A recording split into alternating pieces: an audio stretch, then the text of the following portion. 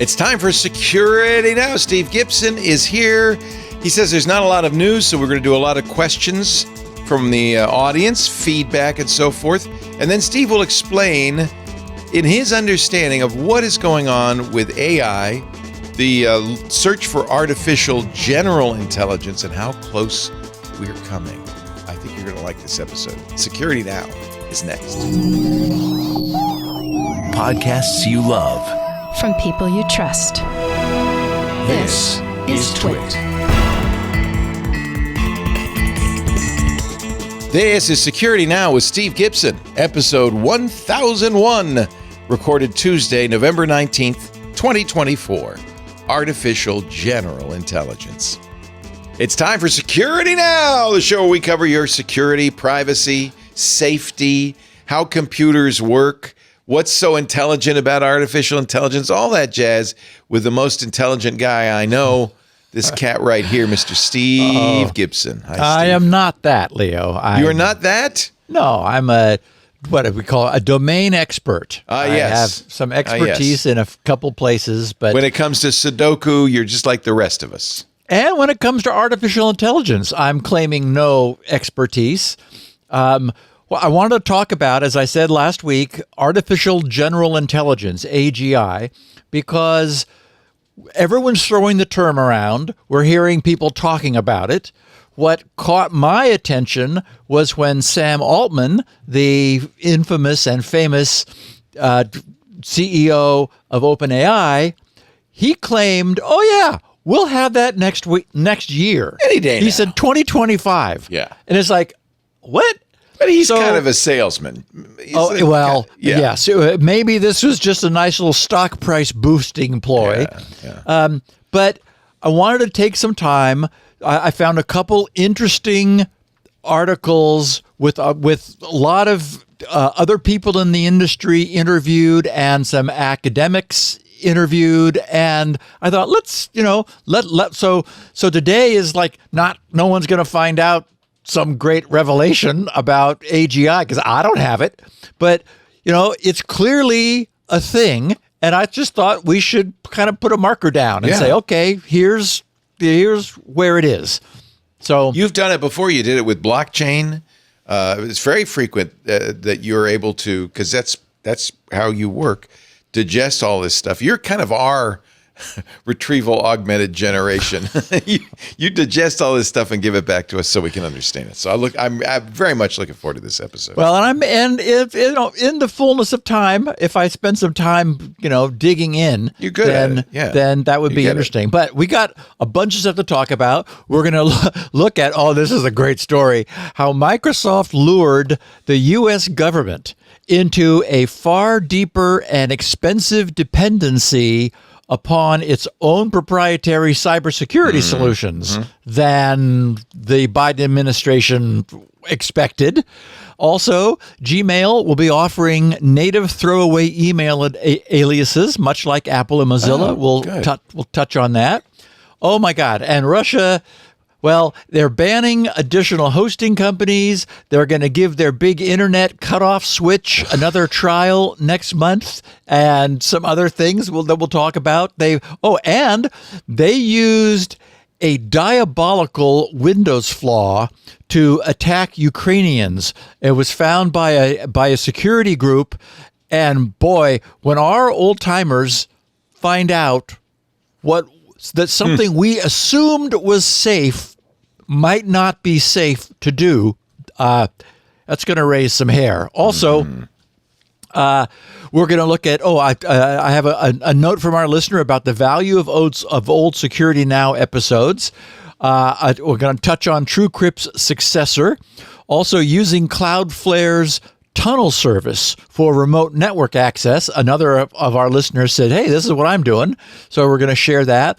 Also answer the question about how to make a local server appear to be on a remote public IP, which in this case is coming in handy for pretending to be a remote command and control server when testing malware. Also, how to share an impossible to type password with someone else. And another listener asked and I answered, and then he confirmed about finding obscure previous references in the Security Now podcast. So that, and then we're going to dig into this whole question of what is artificial general intelligence and how is what we have today failing that? What are the recognized and widely agreed upon characteristics that AGI has to have, and when might we get some? So I think a great podcast. There was not, as you could tell, there was not a huge amount of news. I looked everywhere for good stuff, but boy, I added it up. I think I have 4,300 plus some inbound pieces of email from our listeners. Holy cow. So, since this began. So, I'm not starving at all for listener feedback. And, I think it's fun. Actually, we've got, changing this from Twitter to email completely changed the feel of the feedback since it no longer needs to fit into 280 characters. And so it's, a lot more interesting. So, excellent. A great podcast. Oh, and Leo. Yes. We're starting in on our second 1,000. This is podcast number 1001. I hadn't really thought of it quite that way. The second 1,000. That's right. You put that into perspective. That's what everybody wants. They want another 1,000. It's like, okay. Oh, God. There we go. Okay. Well, you and I are going to work on it. We're going to do our best. That's all we can promise. Just I look different than I did 20 years ago, but you look about the same. You're being very kind. You got your hair still. It's nice silver. I haven't lost the badger. Before. I still have the badger on top. Our show today brought to you by, very happy to say, Big ID. This is a really, really interesting company. They're the leading data security posture management solution. Sometimes they call it DSPM. Big ID is the first and only DSPM solution to uncover dark data, to identify and manage risk, to remediate the way you want, scale your data security strategy through unmatched data source coverage. Big ID seamlessly integrates with your existing tech stack and allows you to coordinate security and remediation workflows.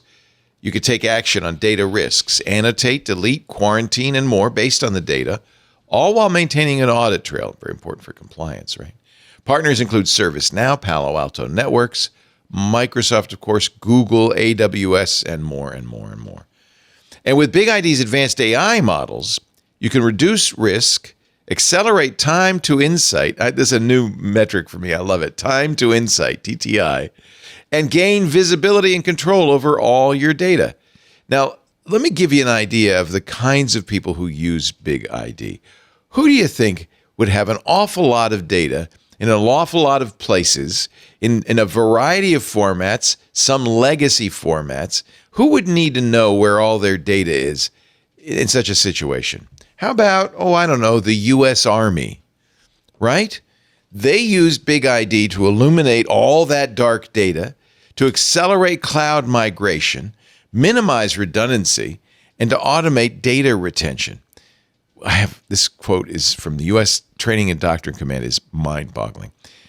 This is the quote, "The first wow moment with Big ID came with just being able to have that single interface that inventories a variety of data holdings, including structured and unstructured data across emails, zip files, SharePoint databases, and more." I mean, parenthetically, I'm just going to say, you can imagine the different kinds of formats the Army has collected over the last couple of decades.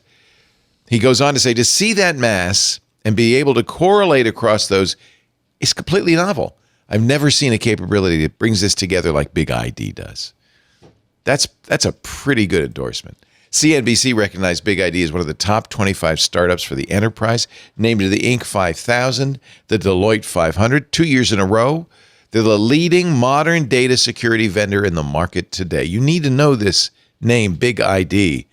Publisher of Cyber Defense Magazine said, quote, "Big ID embodies the three major features we judges look for to become winners: understanding tomorrow's threats today, providing a cost-effective solution, of course, and innovating in unexpected ways that can help mitigate cyber risk and get one step ahead of the next breach." It all starts with knowing where your data is. By the way, also really important if you're looking at AI, because if you think about it, you want to train, but you want to train on the stuff you know. The Army probably has a lot of stuff they don't want to train AI on because it's sensitive or secret. So it's really important to understand what your data is, where it is, in all sorts of places. That's what Big ID can do. Start protecting your sensitive data wherever your data lives at bigid.com/security now. Get a free demo. See how Big ID can help your organization reduce data risk, accelerate the adoption of generative AI. We're going to be talking about that later today. Big ID, B-I-G, Big ID, B-I-G-I-D. You don't ask me to spell ID. bigid.com/security now. They do have, we're talking about AI, they have so many great reports on their website, bigid.com/security now, but they do have a free report that's brand new that gives you some really useful insights on key trends on AI adoption, challenges, including those challenges of what to train on and what not to train on, and the overall impact of generative AI across organizations. They know, and they have a great paper on this. So read it at bigid.com/security now. You need Big ID. I thank him so much for supporting the work Steve does here, and you support us, of course, when you go to that address, then they know that we saw it on Security Now. bigid.com/security now. Steve, I'm ready with the picture of the week. It's a good one this week. It is a good one. And I've had some feedback from our listeners already who really liked it. I was, again, on the ball. And just a reminder to our listeners that we had just shy of 13,000 people are now subscribed to the Security Now mailing list, 12,979. It's almost exactly the same number of Club Twit members we have. So I think there's maybe a correlation there. I think there may be. And there was that was the count when the mailing went out around 3 p.m. yesterday. So just saying that 24 hours ahead of time, anybody who was subscribed to the list got this stuff. Okay. Anyway, so the point was that many people wrote back and said, wow, that's terrific. So what we have is a residential staircase going up, as they do along one wall with a handrail, and then a banister on the outside to, so that the stairs are not open. Now, this family has a couple of toddlers. And looks like maybe sister's a little older than brother. She was first up. He's in diapers still, and looks like maybe he's 2. She might be maybe 2.5 or 3. I don't know. But across the bottom of the stairs is a screen. Mom and dad have said kids are not going upstairs; they stay downstairs. It's a child gate, and I think it's a brand new one. It looks like it because it's still got the sales tag on it. You're right, and I noticed also that behind it are a couple of stacks of stuff that. They don't want the kids to get into. They don't want the kids to get into, exactly. Well, now, I gave this picture the caption, "The bottom of this staircase may have been blocked, but these future hackers are not deterred," because the stairs protrude out from the banister supports, and both of the kids have walked up the outside of the stairs, like seeing whether there's a way they can get in there, because they're going to find a way. And it looks like maybe if I'm right, the oldest sibling looks like she's sort of trying to squeeze herself in because she sort of ran out of runway there. To the top of Everest. Now how do we get in?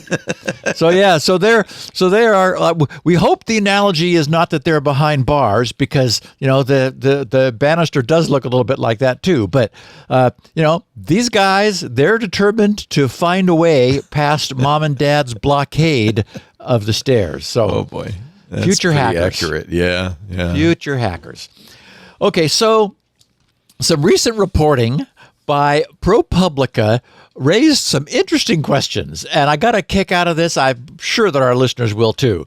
So ProPublica, and I'll be interrupting a few times here with some of my own comments. They said in the summer of 2021, and we covered this at the time, President Joe Biden summoned the CEOs of the nation's biggest tech companies to the White House.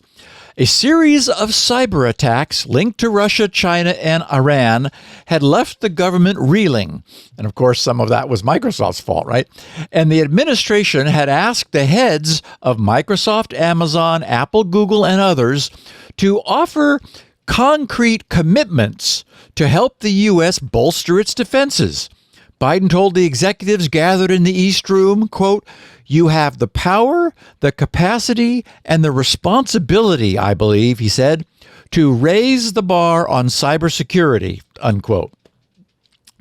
Now, they said Microsoft had more to prove than most. Its own security lapses had contributed to some of the incursions that had prompted the summit in the first place, such as the SolarWinds attack, in which Russian state-sponsored hackers stole sensitive data from federal agencies, including the National Nuclear Security Administration. Following the discovery of that breach, some members of Congress said the company should provide better cybersecurity for its customers. Others went even further. Senator Ron Wyden, who chairs the Senate's Finance Committee, called on the government to, quote, "reevaluate its dependence on Microsoft before awarding it any more contracts." Now, as we're going to see shortly, what happened is not exactly what Ron was looking for. This was not the kind of reevaluation that Ron had in mind. ProPublica said, in response to the president's call for help, Microsoft's CEO, Satya Nadella, pledged to give the government $150 million in technical services to help upgrade its digital security. Well, isn't that nice? On the surface, they wrote, it seemed a political win for the Biden administration and an instance of routine damage control from the world's largest software company. But the result of ProPublica's subsequent investigation suggests that Microsoft's seemingly straightforward commitment to provide a bunch of free technical services belied a more complex, profit-driven agenda. As time has since revealed, Microsoft's apparent generosity was a calculated business maneuver designed to bring in billions of dollars in ongoing revenue, lock competitors out of lucrative government contracts, and even further tighten the company's grip on federal business. And as I'm reading this, I thought, if I didn't know better, I would think Gates was still around, since this turned out to be a recognizably classic Bill move. So they wrote, the White House offer, as it was known inside Microsoft, would dispatch Microsoft consultants across the federal government to install Microsoft's cybersecurity products, which, as part of the offer, were provided free of charge for a limited time. That's right. What a bargain. What's wrong with this picture? Okay, so they said, well, how about once the consultants installed the upgrades, federal customers would be effectively locked in, because shifting to a competitor after the free trial would be cumbersome and costly. According to former Microsoft employees involved in the effort, most of whom spoke on the condition of anonymity because they feared professional repercussions. At that point, the customer would have little choice but to pay for the higher subscription fees. In fact, two former sales leaders involved in the effort likened it to a drug dealer hooking a user with free samples. Quote, if we give you the crack and you take the crack, you'll enjoy the crack, one said. Quote, and when it comes time for us to take the crack away, your end users will say, don't take it away from me, and you'll be forced to pay. Former salespeople said that Microsoft wanted more than those subscription fees. The White House offer would lead customers to buy other Microsoft products that ran on Azure, the company's, of course, their cloud platform. This carried additional charges based on how much storage space and computing power the customer used. These former salespeople said that the expectation was that the upgrades would ultimately spin the meter, in quoting them, spin the meter for Azure, helping Microsoft take market share from its main cloud rival, Amazon Web Services. In the years after Nadella made his commitment to Biden, Microsoft's goals became reality. The Department of Defense, which had resisted the upgrades for years due to their steep cost, began paying for them once the free trial ended, laying the groundwork for future Azure consumption. So did many other civilian agencies. Former Microsoft salesperson Karan Sandhi, who had knowledge of the deal, said that, quote, the White House offer got the government hooked on Azure, and it was successful beyond what any of us could have imagined, unquote.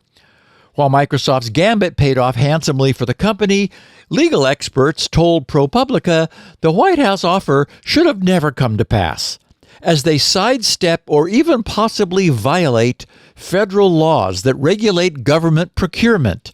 Such laws generally bar gifts from contractors and require open competition for federal business.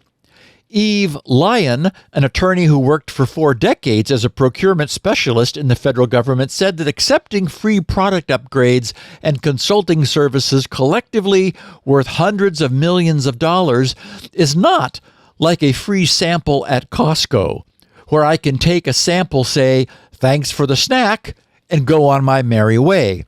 Here, you have changed the IT culture, and it would cost a lot of money to switch to another system, unquote.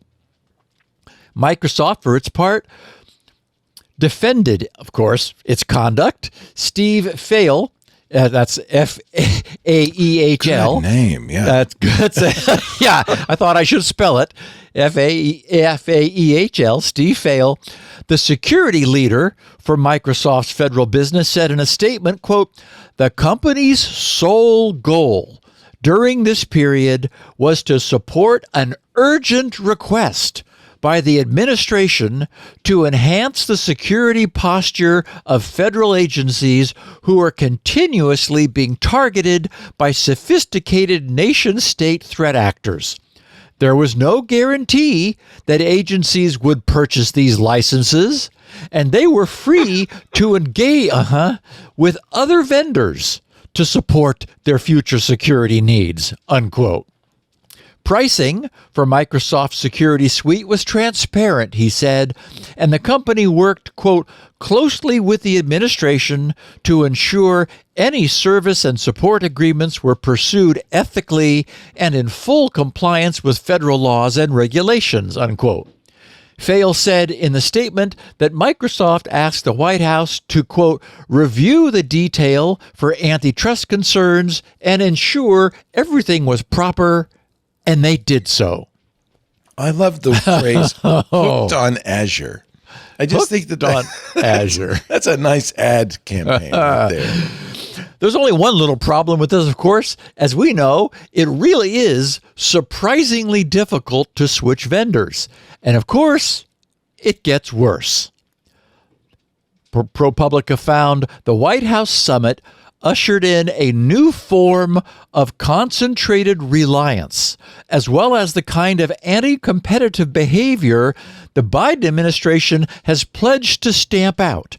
Former Microsoft salespeople told ProPublica that during their White House offer push, they advised federal departments to save, get this, Leo, to save money by dropping cybersecurity products they had purchased from competitors. Those products, they told them, were now redundant. Salespeople also fended off new competitors by explaining to federal customers that most of the cybersecurity tools they needed were included in the free upgrade bundle. Today, as a result of the deals, vast swaths of the federal government, including all of the military services in the Defense Department, are more reliant than ever on a single company to meet their IT needs. ProPublica's investigation, supported by interviews with 8 former Microsoft employees who were involved in the White House offer, reveals for the first time how this sweeping transformation came to be. A change that critics say leaves Washington vulnerable, the very opposite of what Biden had set out to achieve with his summit because of the monoculture, right? It's like, oh, everybody's using Microsoft. Unfortunately, we've seen Microsoft making some significant mistakes. Well, wasn't this in kind of response to SolarWinds? Yes. Yeah. Yes, this was 3 years ago when it was like, oh my God, what are we going to do? Right. And so Microsoft said, hey, how would you like some free stuff?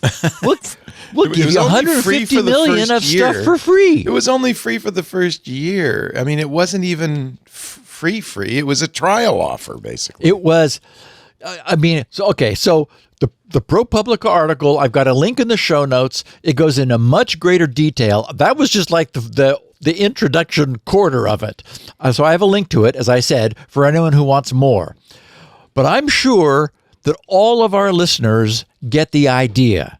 At one point, Microsoft was asked to provide this enhanced security support to the federal government at no charge indefinitely, which they flatly declined. Then, of course, it became a negotiation over, well, then how long would the services be free? You know, and of course, what adds even more salt to this wound is that for many years, these same federal and military agencies had been steadfastly refusing to go with Microsoft solutions due to their cost. But they could not say no to free. So this allowed Microsoft to get their solutions in the door, to remove any previous reasonably priced competitive solutions, and then, once the free offer expired, the choice was either pay up or go without. It's at least mildly disgusting. And what's more, this didn't just fall into Microsoft's lap, right? Former insiders made it clear that this was their intention all along, from the beginning. Microsoft CEO Satya Nadella knew exactly what he was doing. Basically, it was a Trojan horse. How hard is it if you've upgraded your security to Microsoft G5 level? Is it to go back? Like if they go, oh, we don't want to pay for it, so we're going to go backwards. If Elon Musk is going to do anything, this is something he might want to weigh. This is the kind of thing. Yeah. I mean, it takes holding your breath and pinching your nose, and I mean, it's an upheaval. And so anyone in IT understands that, but it's not their money they're spending; it's our money they're spending, and so it's always less expensive to pay for the incremental cost of another 3 months than it is to say, okay, we're on the wrong path. We're going to dead end this path, because it does then mean going out and getting competitive bids and literally having downtime while all of this changes, because that, you have to remove all of this junk and put in new stuff. So, plus, if the whole motivation for doing this was, oh my God, we've got a big security problem, you're not going to tear out the security fix you just installed to fix that so that you can do something else. You're going to be a lot of pressure just to keep on keeping on. Well, and Leo, you and I and the old timers of the who are listening to the podcast, we all remember Gates. I mean, oh yeah, he was. Bill was much, was a he's shark. revered as some technical genius. I mean, he's a genius, but he was much more of a businessman. Oh, yeah, he was a shark. than he was a coder. And he says that now too. I mean, so we watched all of the early shenanigans that Microsoft got up to. Things like, oh, you can't remove our browser. We built it into Right. Windows. No, it's part of the operating system. What? Right. No, it's not. Until the EU said, take it out. And they said, well, okay. Since you're not giving us In any other choice. words, same old, up But to the this same is old just script. this just struck me as so Gatesian. It was Yeah. just like, oh boy, Yeah. So ouch. Okay, so Apple has hide my email. Mozilla offers their Firefox Relay. And, these are email services that create throwaway aliases for a user's primary account. The recent news is that Google is reportedly working on adding something which they call shielded email to Gmail. For their 2 billion Gmail users. So as with the other services, users will be able to quickly generate random-looking usernames for use, to filling out online forms and subscribing to things and so forth, which hide their real email addresses. So those are just aliases. And then you'll have some means of managing the aliases so that, for example, if you started to get spammed on one, first of all, it would be interesting to know who, which email address is spamming you. And then you're just able to delete it and you'll get rid of it. So I've noticed that a large percentage of the subscribers to GRC's mailing lists are Gmail domain users. So I imagine this will come as a welcome service. Unfortunately, I use Gmail as my trash can already because I've got, grc.com email addresses. So it's a little late for me. I don't think I don't think it would serve much purpose using, shielding what is already my throwaway account. But still, for people whose primary email is Gmail, I think this sounds like a good thing. And, better late than never. It certainly took them a while. On the other hand, Leo, can you imagine the infrastructure that Google must have in order to give 2 billion users email that works as well as Gmail does? And they use their own server. They aren't using, an open source server Right. or anything like that. So if you were, you might be a simple plug-in, but that's a big deal. That's a lot to move. Yeah. Plus, it's old. Let's not forget, Gmail is not a brand new service by any means. Correct. It was one of the very first web services.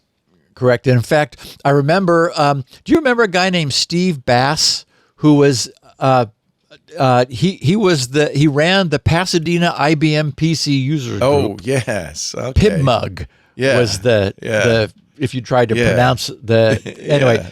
And I think he wrote for PC World also. I remember his byline. I do. Yeah. Yes. Neat guy. And he had early access to Gmail and so sent me an invite that allowed me to get a special email account at Gmail. So which you're not going to tell anybody because otherwise it would be completely useless.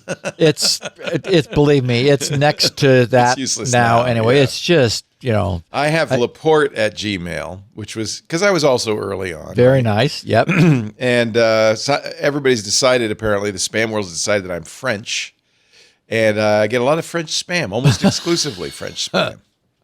And I also, because people, this happens to you, I'm sure it happens to our listeners, they don't really understand that you can't put a space in a Gmail address. So a lot of people named Francois Laporte and Abigail Laporte, they type a space in there and it all goes to Laporte at Gmail. Right. So I get all sorts of stuff like your tickets are ready. I mean, just endless.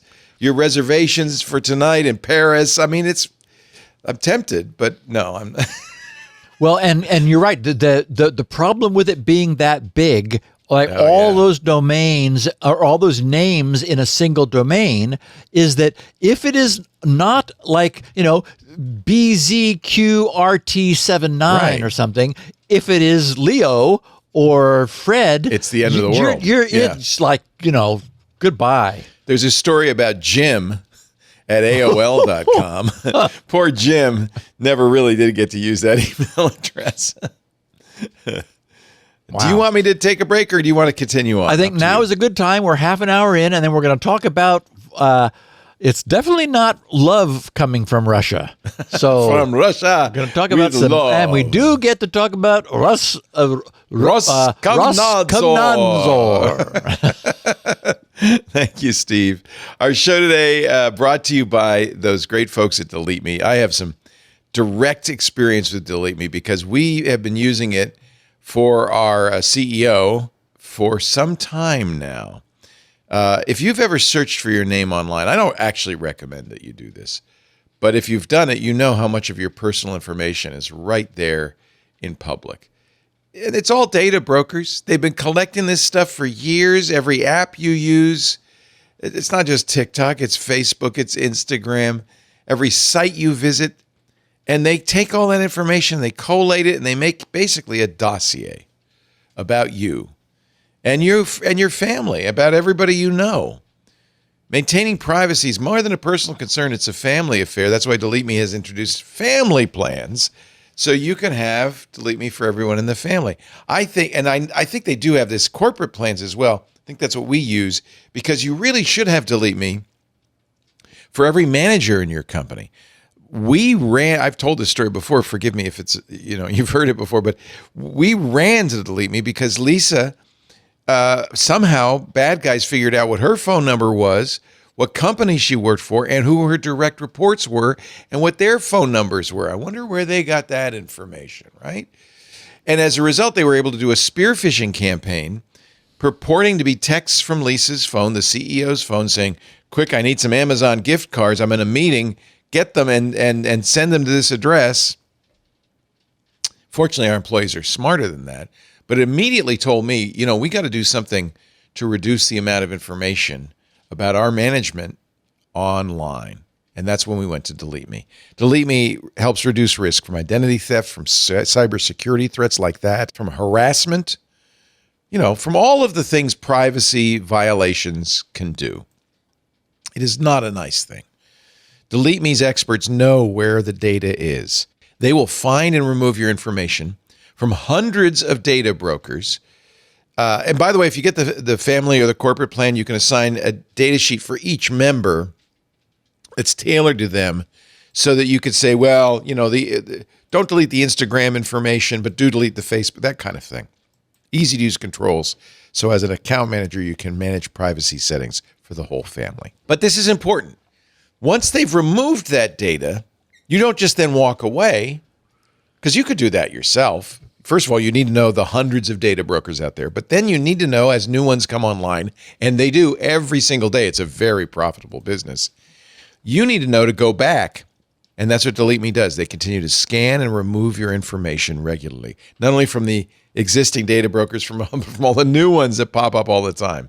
And I'm talking addresses, photos, emails, relatives, phone numbers, social media, property value, everything. It's all online. Data brokers have it all. Until we get a comprehensive privacy law in this country protecting you, you got to protect yourself and your family and your business. Reclaim your privacy by going to joindeleteme.com/twit. The offer code TWIT gets you 20% off, which is a great deal. joindeleteme.com/twit and use the offer code TWIT for 20% off. And if you once you go to joindeleteme.com/twit, look at all the offerings. They have a very granular set of offerings that can really do the things you need to do to protect yourself online. So I would very much recommend looking at all that. It's really an amazing company. joindeleteme.com/twit. Thank you, DeleteMe. By the way, after the National Public Data Broker breach, Steve, we searched for my name. It was right there, my social security and everything. Mine not too. Not Lisa's. Yeah. And I thought that's a pretty telling thing that DeleteMe really worked. Join DeleteMe.com/twit. Thank you, DeleteMe. Steve? So Russian officials have recently... I'm sorry. I jumped the gun. We're going to get there in a second. Have recently announced via Telegram that they which I thought was interesting. Oh yeah, let's use Telegram. Isn't while that interesting? What punishing them. Wow. That they plan to expand Russia's ban on foreign web hosting providers who are hosting content that discredits the glorious Russian army. Their words. So Akamai and CDN77 may soon find themselves added to the banned list for being naughty. Overall, Russia appears to feel that the internet is at best a mixed blessing. It's unclear to me how it's possible to even function within today's globalized economy without it. I think they're nuts, but Russia seems poised... I'm getting ready for the... Go ahead. That's right. Russia seems poised to at least explore getting along without the internet. Yes. To which end, Russia's illustrious internet watchdog, none other than Ross Komnanzor. I'm sorry. Has announced its plan to conduct another test next month of Russia's big internet disconnect switch. When pulled, does what it says. It severs all ties between Russia and the rest of the global internet. And they did it once before, didn't they? They tried it. Yes, and they've been working on it for years. They have to do things like figure out what to do with DNS queries that resolve to IP addresses that are no longer available. I mean, they just don't want everything to hang and crash and like sitting in with the hourglass spinning. So, it turns out that disconnecting from the internet is not an easy thing to do. And of course, as I was thinking about this, I thought, what about Starlink? Because, it's no longer the case that useful internet connectivity requires, landlines and fiber optic trunks and all of that. Starlink is a thing. Starlink is banned in Russia. That would be my guess, or it doesn't offer it. Let me see. It's available in Ukraine, of course. And you're right. Russia is sanctioned right now. So that's what I thought. I think so. That just works into in their favor, doesn't it? That's right. Easier to disconnect, easier to pull the switch. So anyway, they're going to do another test in December, and again, it's like, is there some big long-term plan here? Is it just so that they are worried they're going to get attacked? I don't know. We would know if our country was doing the same thing, because it would have an effect. I mean, pulling the switch on global connectivity will have an effect. Yeah. So really interesting. We'll have to see what they've got planned. But while we're on the topic of Russian antics, get a load of this. One of the 0 days, it was CVE 2024-43451, that Microsoft patched this past week was, in Patch Tuesday last week, was used in a Russian hack of Ukrainian organizations earlier this year. According to the security firm ClearSky, the 0 day was part of an exploit chain that exposed NT Landman, NT Land Manager credential hashes, also known as NTLM, credential hashes, when victims interacted with .url files that were received in phishing emails. But here's the part that really caught my attention. ClearSky said that right-clicking, deleting, or moving the file established a connection with the attacker's server, exposing authentication data. The report suggests that the campaign also used social engineering to convince victims to run executables. Okay, but hold on. Right-clicking on a file to display its context menu and examine its properties, deleting it or dragging it to another directory was all that's needed to cause the victim's machine to establish a remote connection to a malicious server? What? So I went over to Clear Sky to see what was up, and I've got a link in the show notes for anyone who wants to see too.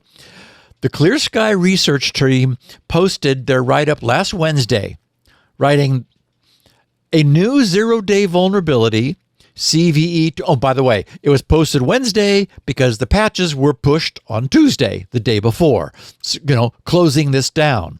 They said a new zero-day vulnerability, 43451. Ironically, Clear Sky Securities sent an invalid response. I don't know if it's blocked or it can't provide a secure connection. So it might be my browser. Sometimes this happens. Interesting. Yeah, I think maybe that's just me, probably. maybe do an do an explicit HTTPS. Yeah, no, I think the Ubiquity blocks certain things. Okay. Why. Yeah. So I was just clicking the link you provided. Yeah. Let me try clicking it here. Yeah, I'm sure it's fine. It's just me.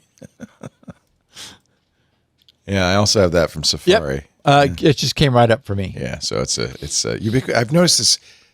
There's certain places I can't go, and I think it's the security. I do use security in the Ubiquity. Oh. So. Okay, so they wrote a new zero-day vulnerability, 43451, was discovered by Clear Sky Cybersecurity in June of this year, 2024. This vulnerability affects Windows systems and is being actively exploited in attacks against Ukrainian entities. The vulnerability activates URL files containing malicious code through seemingly innocuous actions. Then they have 3 bullet points. First, a single right-click on the file in all Windows systems will do this. Deleting the file in Windows 10 or 11 will do this. Dragging the file to another folder in Windows 10 or 11 and some Windows 7, 8, and 8.1, they wrote.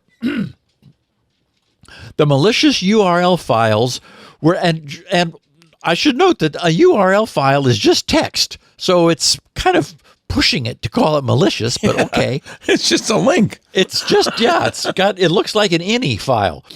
So they wrote the malicious URL files were disguised as academic certificates and were initially observed being distributed from a compromised official Ukrainian government website. What actually happened was that the Russians compromised an email server in Ukraine and then used the email server's credentials to send, DKIM, SPF, DMARC approved email to others in Ukraine. So the email that was coming in looked like it was verifiably authentic from the compromised server. But in fact, unfortunately, it was phishing email. So they said the attack begins with a phishing email sent from a compromised Ukrainian government server. The email prompts the recipient to renew their academic certificate. The email contains a malicious URL file. When the user interacts with the URL file by right-clicking, deleting, or moving it, the vulnerability is triggered. So I'll just say this is the first time I've seen that, dragging a file and dropping it in the trash or right-clicking to learn more about it. That's all it takes under Windows 10 and 11 in order to, and right-clicking in all versions of Windows in order for this thing to happen. Anyway, I've got more details. So they said, when the user interacts with a URL file by right-clicking, deleting, or moving it, the vulnerability is triggered. This action establishes a connection with the attacker's server and downloads further malicious files, including SparkRat malware. SparkRat is an open-source remote access Trojan that allows the attacker to gain control of the victim's system. The attackers also employed techniques to maintain persistence on the infected system, ensuring their access even after a reboot. Okay, so the culprit here is a .url file, which is a Windows Internet URL shortcut. It's a text file, and anyone who's ever looked at like the original .ini, config files back in the early days of Windows will recognize the format here. It's got sections that are surrounded by square brackets, and then just simple name equals value pairs all in text. The key is that the file contains a URL equals line where the scheme of the URL is file : / followed by the IP of the malicious remote server. In Windows, the file : / scheme is handled by SMB, which is, of course, server message blocks, which underlies Windows' original file and printer sharing, which, as we know, was never up to snuff security-wise. So that's where NTLM credential hashes come in, because Windows has always been extremely generous handing out its IDing its users by sending their credential hashes around, long before it was realized that, that's not a good idea to be sending somebody's hashed credentials, because there's all kinds of mischief you can get up with them, including just a replay of the credential hash in order to impersonate them, which is exactly what this thing does.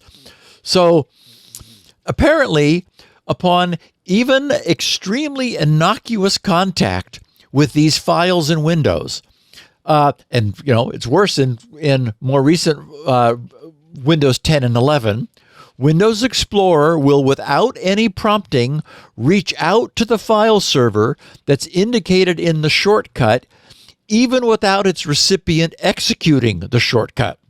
The researchers wrote, when examining the URL file, Clear Sky's team exposed a new vulnerability. Right-clicking the file establishes a connection to an external server. In addition, execution in a sandbox raised an alert about an attempt to pass the NTLM hash through the SMB protocol. After receiving the NTLM hash, an attacker can carry out a pass the hash attack to identify as the user associated with the captured hash without needing the corresponding password. In other words, the credential hash that NTLM's SMB protocol sends out to identify its Windows user can simply be captured and subsequently used to impersonate the user as if they were logged in. The researchers wrote, further investigation yielded that in Windows 10 and 11 operating systems, the action of dragging the file from one folder to another or deleting the file caused the file to communicate with a target server and only then be deleted or moved. Under Windows 7, 8, and 8.1, the file did not initiate communication when dragged or deleted unless the target folder was open at the time of dragging. They said this did not happen on the first attempt, but was observed only after 2 to 3 attempts. That is, they concluded, the newly detected vulnerability is somewhat more exploitable on Windows 10 and 11 operating systems. So I'm sure that it must be a bit unnerving to those old pros among our listeners here to learn that the actions that any of us might take to dispose of something we may have inadvertently received could themselves lead directly to a compromise of our machine. That's new. So Microsoft reportedly patched and closed this flaw in last Tuesday's patch updates, so that's good. But it should serve to remind us that those of us using Windows are using an extremely complex operating system that is still dragging a ton of legacy code forward. That code was written, that NTLM SMB file and printer sharing code was written, and its protocols were designed long before the world had an appreciation for just how secure our future systems would need to be. What came to mind as I was thinking about this, the classic example of this was the original design of the Windows metafile format. Windows draws on the screen through a series of drawing primitives, invoking a circle or a rectangle or a line function with parameters and so forth. A Windows metafile, WMF, is just the capture of those drawing primitives. It's essentially a script. Then later, when that metafile is opened, those primitives are replayed onto a new blank canvas to recreate the original drawing. So the metafile contents are interpreted. But the designers of the original metafile format thought, what if we want to do something more, something more than just replaying something that was previously recorded? Why can't the file contain some code that's executed? And remember, this was Windows 3.0. So among all of the interpreted tokens, they specified a meta escape code, which is what it was called, that would cause the system to execute, to essentially escape from interpreting GDI, graphics device interface tokens, and execute the code contained within the Windows metafile, starting at the bytes immediately following the special escape code. And so it sat there in the metafile specification for years until much later. Oh, and it was copied as like from 95 to 98 to what was that? The last 16-bit version. It was Windows ME. And then it made the jump to Windows NT and so on. So later, years later, in the era of NT and network and internet connectivity, it was suddenly rediscovered and labeled as a horrible, exploitable flaw. At the time, when I calmly stated that it was obviously there all along by design, many people misunderstood me. They thought I was saying that Microsoft had deliberately planted a backdoor in Windows metafiles. It was originally deliberate, but it was never malicious. It was convenience. It was a reasonable thing to do back when we could trust every image our machines might try to render. But let's just say it didn't age well. And neither was Microsoft's original NT LAN manager and their SMB protocol. Right. They have not aged well either. And, they were also designed back before we really understood security. So this wasn't deliberate on Microsoft's part. And what was really interesting was that a week or two ago, we were just talking about how Microsoft has decided not to keep patching NTLM problems, yet the zero patch guys are. So there's another reason why zero patch is worth looking at. Oh, and I should mention, I got a bunch of feedback from our listeners who said, Steve, you should mention that there's a free tier also. So it's not necessary to subscribe to Zero Patch in order to get some of the benefits of it. So I just wanted to mention that along with all the others. And thank you, everybody who wrote to say, there's a freebie available. So there is a free tier for Zero Patch. Okay, so not a lot happened this week, and we've just covered it all. So I'm going to spend some time with some feedback from our amazing listeners. Good. I believe he would pronounce his name Aiko, Ayiko. I'm sorry if that's wrong, but I'll say Iko Fred is in Uganda. And he said, "Hey, Steve and Leo, this is Iko Fred from Uganda. I've been listening to Security Now since 2021, starting around the 800s, as in, episode number." He said, "I occasionally miss a few episodes when things get busy, sometimes up to a month, but I'm thoroughly enjoying the show!" Exclamation point. He said, I do not have a formal background in computer science, but I developed an interest in programming in 2020 and learned some Erlang and Elixir," he said, "my first and only languages, which I'm now using at work." He said, "It made me realize I had only a blurry understanding of many key concepts. I'd never thought to go back to the earlier episodes from 2005. But a few episodes ago, a listener recommended going back to the earlier episodes. So I decided to give it a try. And wow! Exclamation point. He said, "The way you explain topics like how the internet works, cryptography, and VPNs really clicked for me."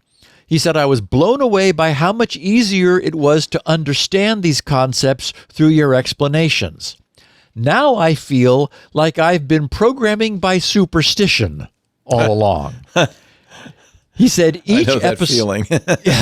He said, "Each episode has left me wanting more, and I've even re-listened to some episodes 3 to 4 times, especially those on cryptography and internet fundamentals.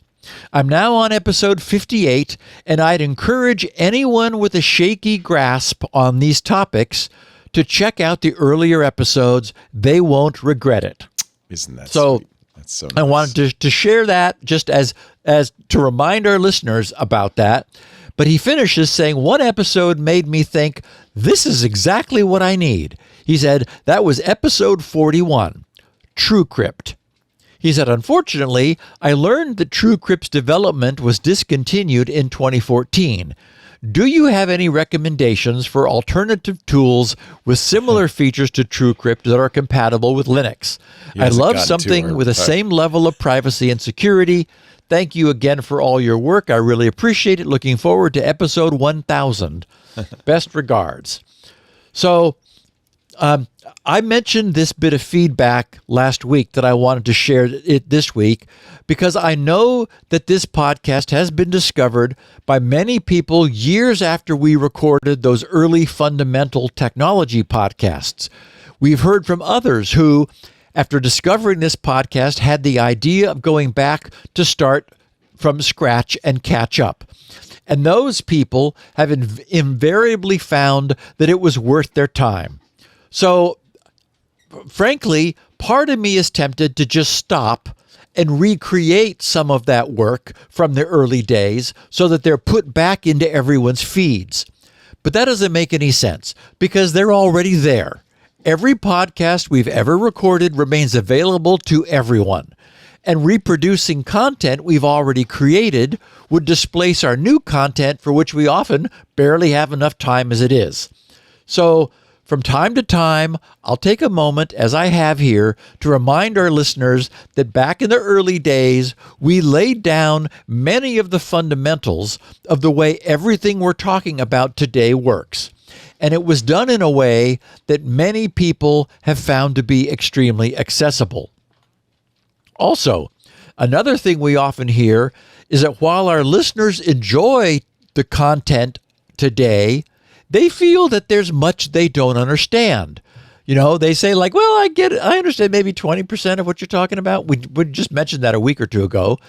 It is true that I consciously build upon the foundation that we have laid down before, using what's come before. That's the only way it's possible for us to move forward. So to those who feel that they've been tossed into the deep end of the pool by showing up here late, let me note that all of that knowledge that's missing and assumed was once covered in detail back in the earlier days of this podcast. Really, all of the stuff we have talked about and sort of zip over when we're talking about something new. That's all been discussed in detail in the past, and it's all there waiting and free for the asking for anyone who wants it. At some point, I'd love to make a playlist of foundational episodes that people should listen to. But just for Ayuko, Fred, there is a replacement for TrueCrypt. Steve talks about it in episode 582. You'll get there. It's VeraCrypt, and he talks about it in this episode and many other episodes. Yep, it is. It is, and I have a link to VeraCrypt in the show notes.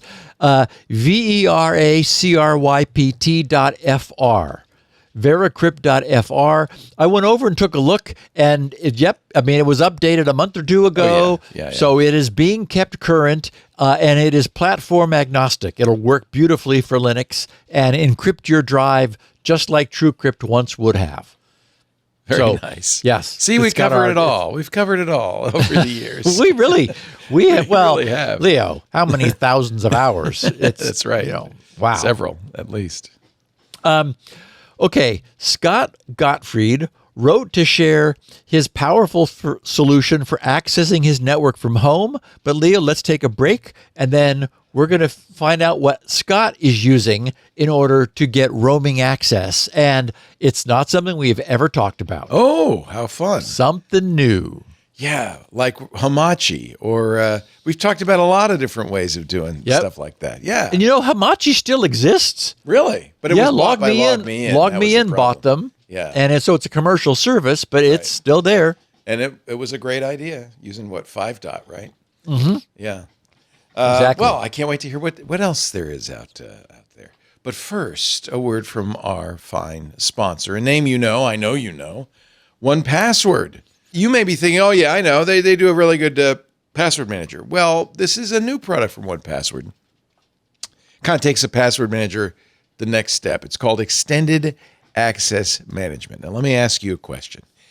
If you're in IT or run a business, do your employees, do your end users always work on company-owned devices using IT-approved apps? Of course, they're the best, right? No, they don't. They bring their phone in, their laptop. They're watching their Plex server from home. So how do you keep your company's data safe when it's sitting on all those unmanaged apps, on all those unmanaged devices?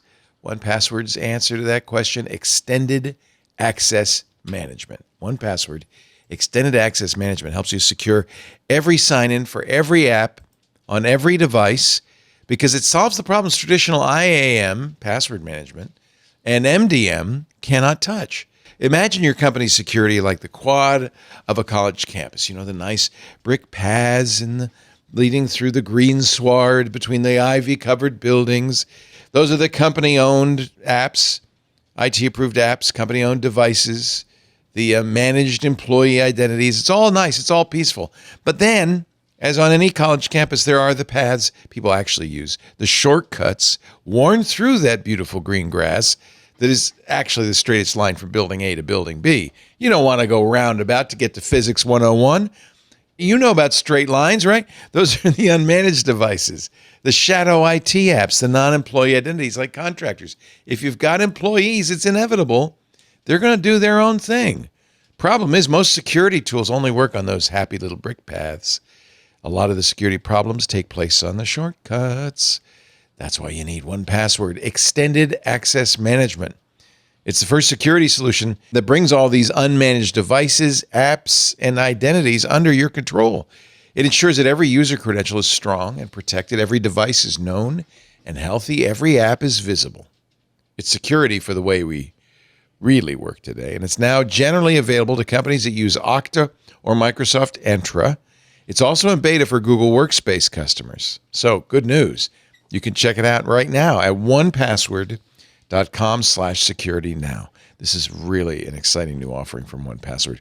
1PASSWORD, right? 1password.com/security now. We thank him so much for supporting Steve's important work here at Security Now. We thank you for supporting it by going to that site so they know you saw it here, 1password.com/security now. Okay, on we go. More Q&A. Scott leaves to the end that everything he describes is all a free service provided by Cloudflare. which is really interesting. I've used their pages. They have a lot of free services, actually. Yeah. So I wanted to mention that up front, that is the freeness, so that while I'm sharing what Scott wrote, everyone who might have a similar need will be taking it seriously and thinking, oh, this is interesting. So Scott said, "Hi, Steve. Congrats on 1,000. I've listened for all 20 years, every episode. Thank you, and Leo." He said, "I've heard several questions from your listeners about how to access their home network while traveling. VPN, overlay network. I had the same question. My primary requirement for accessing my home network was that I did not want to open any ports on my router." Amen to that. He said, "I researched solutions for several months until I happened upon a blog post at Cloudflare. The solution for me is the Cloudflare tunnel. And that's at www.cloudflare.com/products/tunnel, TUNNEL. And he said, "I run an old Intel NUC from inside my network that creates an outgoing tunnel to Cloudflare. The Cloudflare dashboard lets me add my own domains, has a firewall, provides authentication, and allows me to configure routing for my 4 internal home subnets." He said, "It's awesome. I run 2 separate photo sharing apps for the family. The apps run in Docker containers on the NUC, which has Linux and Casa OS. But the tunnel could run on a NAS or Zima board. When traveling, I use the Cloudflare Warp app on my laptop and connect to my home network. I can then RDP to my Windows NUC. I can access my Ubiquiti cams, and I can access my TrueNAS. Nothing on the home network is exposed to the internet. It all happens through the tunnel. The family accesses my shared photo apps, Jellyfin and Piwigo, using a web browser pointed to my custom domain. I add authorized family member email addresses to the Cloudflare dashboard. When a family member tries to log on to one of the apps, they just enter their email address.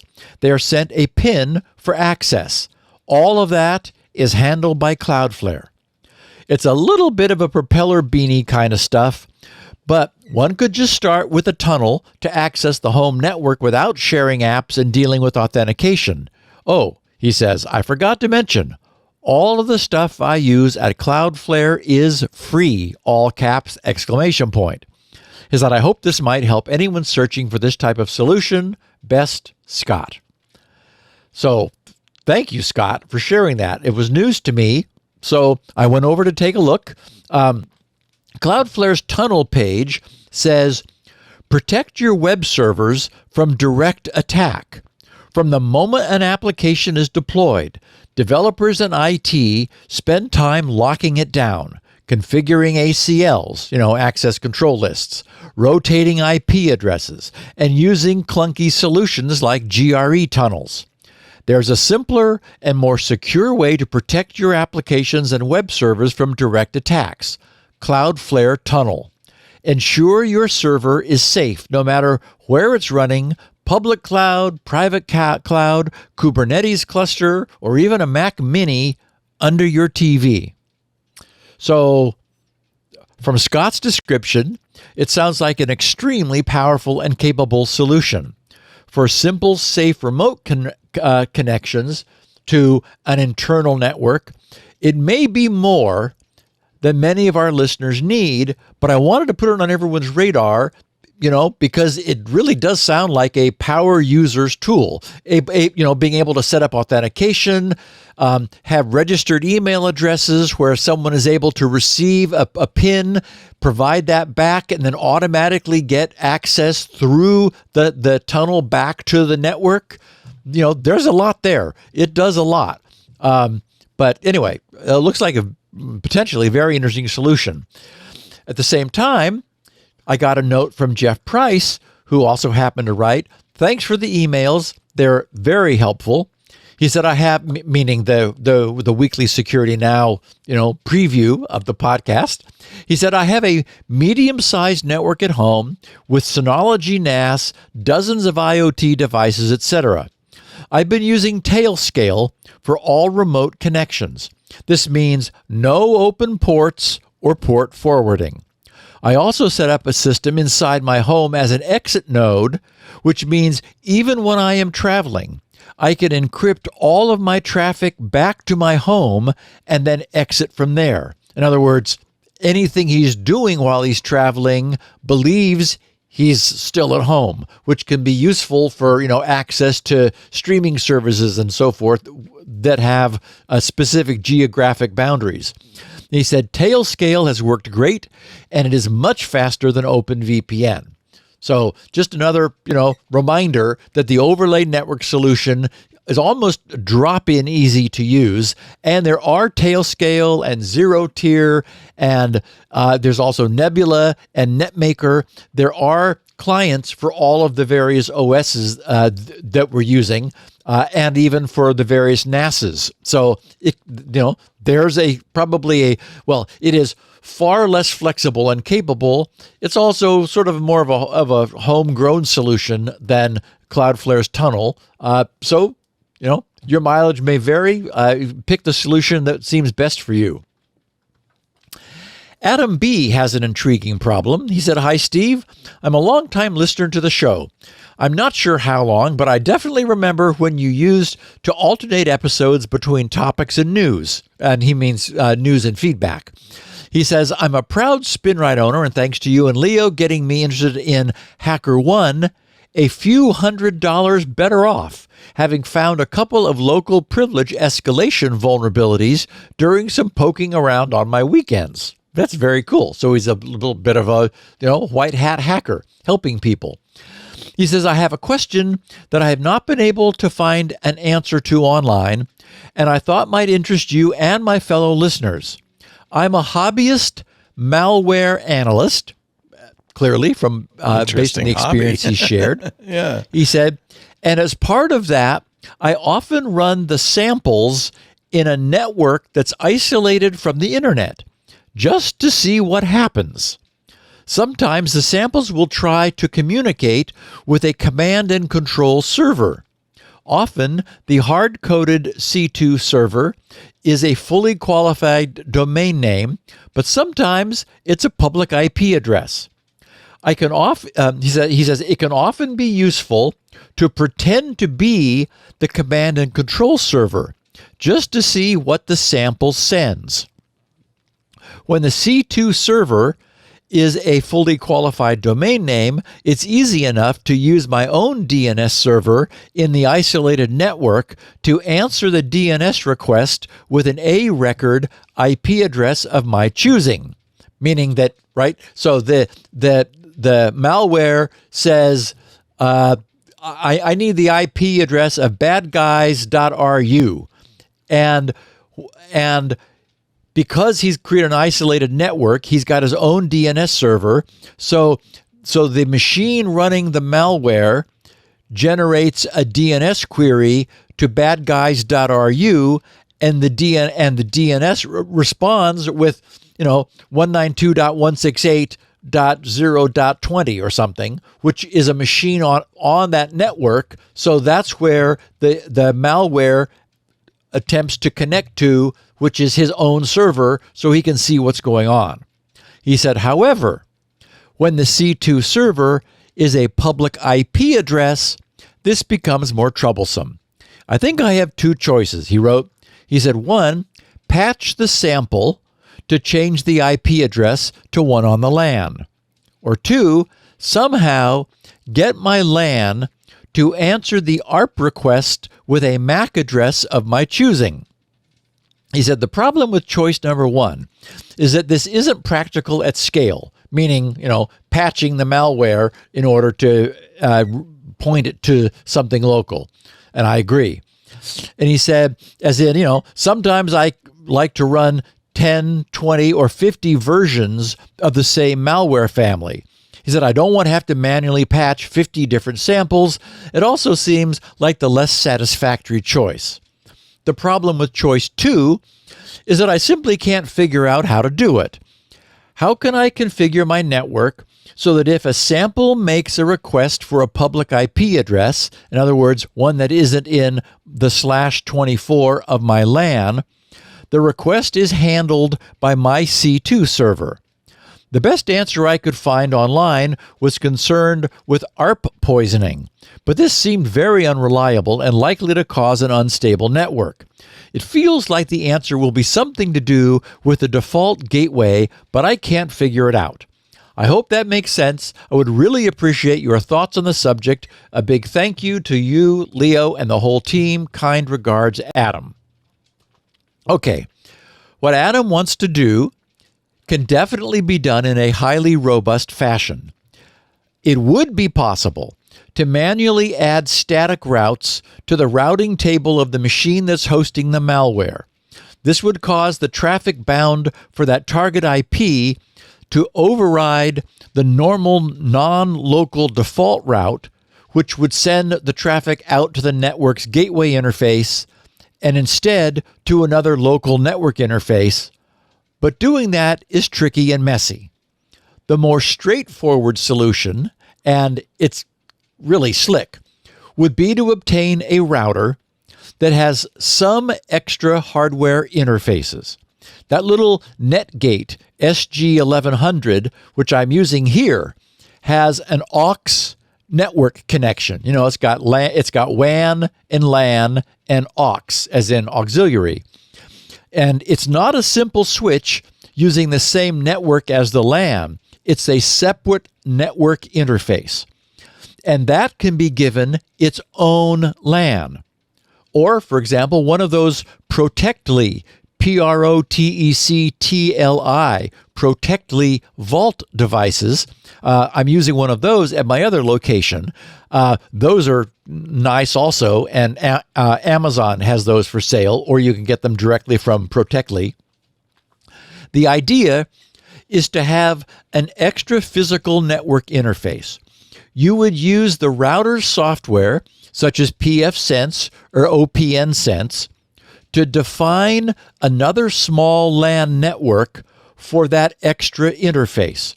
And instead of using one of the normal private networks like 192.168.something.something or 10.something.something, you would create a network that includes the target IP of the command and control server.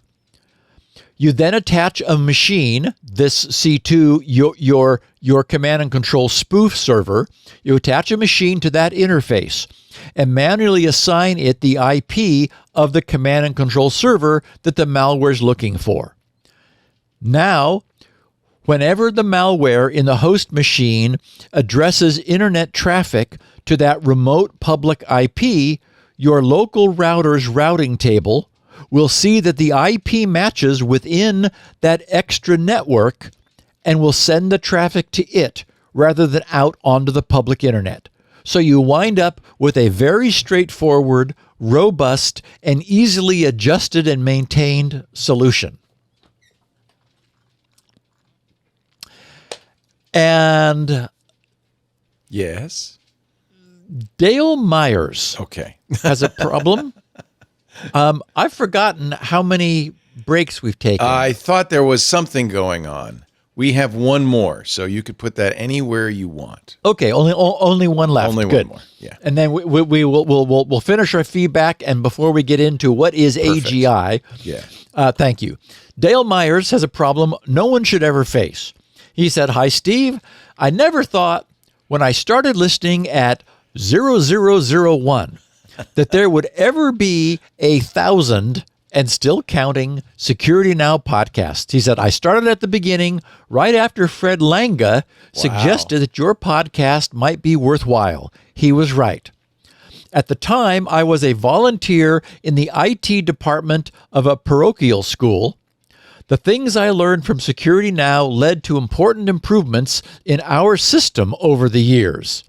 In those days, there were not so many listeners, and you took time to answer 2 of my questions submitted in the feedback dialog box at the bottom of the Security Now page. Now I have a new question that relates to using a password manager.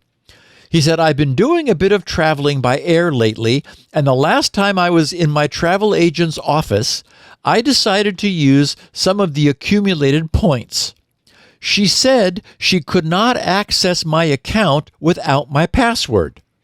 There was a place for it on her screen, but I could not figure out how to get the password from there or to there from my password manager. Any thoughts? Signed, Dale Myers. Okay, so my first thought was, that's a really good question. How would you do that securely? And then I thought, I wonder why this isn't a problem we've heard about before. And then the question answered itself, since no one should ever have this problem. No one should ever be asked to give their password to someone else, like a travel agent, so that she could access their account. So, it's not a bigger problem because it should never be required of anyone ever. The whole thing, seems like a fundamentally bad idea, but that doesn't help Dale, who apparently does have this problem, even if everyone agrees he should never have had this problem in the first place. Given that Dale has been listening since episode 1, we know that his travel account is currently protected by a ridiculously gnarly, long, random, and impossible to manually enter or even communicate password. So my advice would be not to even try. Briefly change your password to something ridiculously simple to type, which meets the travel system's password policies, but otherwise minimal in every way. It's only going to be that way for a few minutes, so its security doesn't really matter. Once the travel points have been transferred, the account's password can either be restored to what it was before or set to something new. Now, a workable alternative would be to just send the account's initial gnarly password via email or a text to the travel agent. Let her log in, do whatever she needs, then change the account's password to something new and super secure once the points have been moved. Now, having said that, I did get a piece of feedback from a listener about an incredibly cool looking device. I've got it on the way to me because I want to understand it and be able to talk about it. It is a little dongle which has a USB port, and it is a Bluetooth keyboard dongle, meaning that what Dale could do if he had this, or if any of our listeners had this problem, Dale could have this with him, give it to the travel agent, and have her plug it into her computer, just any USB port. Now, very much like the original YubiKey, this thing looks like a USB keyboard. So then if there are Android and iOS and other apps for this thing. So Dale would be able to send his password through this app, and it would type into the password field on the travel agent's computer, which is kind of a cool hack. Anyway, I'll know more about it. I'll have all the details in next week's podcast for anybody who wants to jump ahead. It was not cheap. It was $37, and it's being shipped from Poland, as I recall. But still, That's a I thought it was clever idea, though. Yeah. kind of a cool thing. Chris C. asked, a while back, you said something about a large company that was fined for not keeping Teams or Slack chats as required by federal law. Do you remember who this was and what the law was?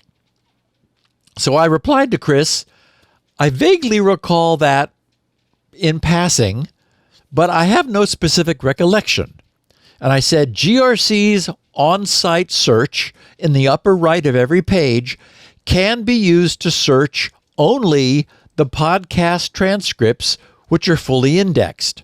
So you might be able to track down the reference that way. So That was my reply to Chris. I wanted to share this because I use GRC search from time to time myself in the same way when I'm looking for something from our own past. You heard me casually mention that we talked about something, whatever it was, back during podcast number whatever. So I just don't want anyone to imagine for a second that I recalled that podcast like Chris here. I did recall that it was something that was mentioned, but not what or when. Since I get these sorts of questions often, like that Chris asked, I just wanted to pass on to everyone that both the show notes and Elaine's precise transcripts are fully indexed, and that index can be easily searched using GRC search box. And I checked a little bit later. Chris had replied. He's responded, "Thank you!" ! I didn't know that was there. He said, I found it in SN number 959. He said, Google did not help me, but the search engine on your site, powered by the same company, did. So again, we do have, essentially podcast-specific search, which will allow anyone to find something that they think they recall that we talked about before, but can't remember exactly where or when. You're free to keep asking me, but I'll do the same thing you could do, which is to use the little search box in the upper right of every page at GRC. And Leo, we are ready to talk about artificial general intelligence. Oh boy. Whatever that is. We'll at least maybe know what it is, even if we don't know when, about half an hour from now. But let's take our last break, and then we'll plow into that. I'm excited. I'm really excited. I'm ready to take notes. Maybe you should take notes on this, though. This is a very important sponsor for Security Now. They've been with us for a long, long time. I'm talking about the Thinkst Canary. Now, when you hear Thinkst Canary, I want you to think, oh, yeah, that's a honeypot, right? Yes, that's exactly what it is. A little box about the size of an external USB drive. It's not a drive, though. It's a little computer that can be set up to look like anything. Now, I shouldn't even say it's a computer because it's so easy to use. You log into the console. There's a drop-down menu. You can choose from all kinds of SSH server, Windows server with a Christmas tree of services lit up, or just a handful of very select services. It could be a SCADA box. Mine is a network-attached storage device. It's exactly an exact duplicate of what a bad guy would see if they were attacking a Synology NAS. It's got this right MAC address. It's got a Synology MAC address. It's got the right DSM-7 login. The whole thing is authentic. That's important because a honeypot has to fool the wily hacker. Now, if you've got that set up, very easy. You have it in minutes. Another thing you might want to do is create lure files. You can use your Thinkst Canary to create phony Excel spreadsheets or PDF files or doc files, whatever it is you want, and give them a name that's very, insightful, like employee social security numbers. Now, that's maybe too obvious. How about just employee information? That's a good one, okay? Employee information.xls. Now, there's no way a bad guy browsing around your network cannot try to open that, but the minute that they do, or they access your fake SSH server, you're going to get a notification from your Thinkst Canary. It's going to say, you've got a problem. And the notifications, by the way, can be any way you want. Email, SMS. It supports Slack, webhooks, syslog, of course, any variety of ways. Basically, they've got an API if you want to write your own. However you want the notifications to come in, they will. But they're only the notifications that matter. You don't get false positives on this thing. It's I could tell you because we've been running it for years. It's really a clever idea. And the reason you need this is I know you have excellent perimeter defenses. We all do, right? Something that's keeping the bad guys out of your network. You've got to have that. But what happens when they get in your network? Do you have any sensors, any way of knowing? These guys are very clever. They erase the logs as they go. They don't leave any footprints behind. How would you know? Think about this. How would you know right now if some bad guy weren't browsing around your network, looking at all your files, exfiltrating personal information about your employees or worse, your customers, preparing for a ransomware attack by finding every backup, every nook and cranny. How would you feel and how would you know? That's why you get a Thinkst Canary. You choose a profile for your Thinkst Canary device. You register it with the hosted console for monitoring and notifications. And like I said, you can have notifications any way you want. And then you just wait. And if you're like us, you might not get a notification for a long time. We've in all the years we've run a Thinkst Canary, we've only had one. It was from a device somebody had hooked up. It was actually a storage device somebody had hooked up that went out and sniffed all the IP addresses on the network. And I got a notification saying there's something going around sniffing your network. It gave me the incoming IP address. I was able to track it down right away. I figured out who it was. We took it off the network. And that's the only time we've ever heard from it, because that's the only time we've ever had anybody inside our network doing anything malicious. So whether you've got attackers or malicious insiders, they will make themselves known because they can't help but access these Thinkst Canary devices or these lure files. It really works. Now, it depends on how big you are, how many you would want. A big bank might have hundreds spread out all over their operations. We might have a handful as a small business. But let me give you an idea. Go to canary.tools/twit. You can see the pricing. Clear pricing there. They don't hide anything. Rough idea, though, $7,500 a year. Get you 5 Thinkst Canaries. You get that hosted console. You get the upgrades, the support, the maintenance. Oh, and don't forget, if you use the code TWIT in the How Did You Hear About Us box, you're going to get 10% off that for life. Now, if you're at all skeptical, here's the really good news. They have a 2-month, 60-day money-back guarantee for a full refund. So if for any reason you don't like your Thinkst Canaries, you got 2 months to get your money back.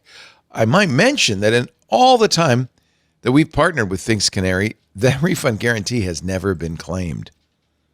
Once you get this, once you see how great it is, you're going to say, I don't know where you've been all my life. You could go to canary.tools/love to see other people saying loving things about their Thinkst Canaries. Go to canary.tools/twit to find out more. Enter the code TWIT in the How Did You Hear About Us box to save 10% on your Thinkst Canaries for life. Again, canary.tools/twit, offer code TWIT gets you 10% off for life. Thank you, Thinkst, for creating a really incredible product. And thank you, dear listener, for using that address so they know you saw it here, canary.tools/twit. All right, I've been dying to hear this. Steve Gibson on AGI. Well, okay, Steve Gibson surveying a bunch of other people's feelings about AGI. Yeah, that's fair. I want to know what you think too, though. I think you'll probably give us some idea. Yeah, I do have some feelings. So, I should note that I already have everything I need thanks to today's ChatGPT 4.0. And it has changed my life for the better. I've been using it increasingly as a time saver in the form of a programming language, super search engine, and even a syntax checker. I've used it sort of as a crutch when I need to quickly write some throwaway code in a language like PHP, where I do not have expertise, but I want to get something done quickly. I just, I'd like, solve a quick problem. Parse a text file in a certain way into a different format, that sort of thing. In the past, I would take, if it was a somewhat bigger project than that, an hour or two putting queries into Google, following links to Programmer's Corner or Stack Overflow or other similar sites, and I would piece together the language construction that I needed from other similar bits of code that I would find online. Or if I was unable to find anything useful, like, solve the problem, I would then dig deeper in through the language's actual reference texts to find the usage and the syntax that I needed, and then build up from that. Because, after you've programmed a bunch of languages, they're all sort of the same, largely. I mean, Lisp is a different animal entirely, as is APL, but the procedural languages, it's just a matter of like, okay, what do I use for inequality? What do I use for, how exactly are the looping constructs built? That kind of thing. That's no longer what I do, because I now have access to what I consider a super programming language search engine. Now, I ask the experimental coding version of ChatGPT for whatever it is I need. I don't ask it to provide the complete program, since that's really not what I want. I love coding in any language because I love puzzles, and puzzles are language agnostic. But I do not equally know the details of every other language. There's nothing ChatGPT can tell me about programming assembly language that I have not already known for decades. But if I want to write a quick throwaway utility program like in Visual Basic.net, a language that I've spent very little time with, and because I like to write an assembly language, but I need to, for example, quickly implement an associative array, as I did last week, rather than poking around the internet or scanning through the Visual Basic syntax to find what I'm looking for, I'll now just pose the question to ChatGPT. I'll ask it very specifically and carefully for what I want. And in about 2 seconds, I'll get what I may have previously spent 30 to 60 minutes sussing out online. It has transformed my work path for that class of problem that I've traditionally had.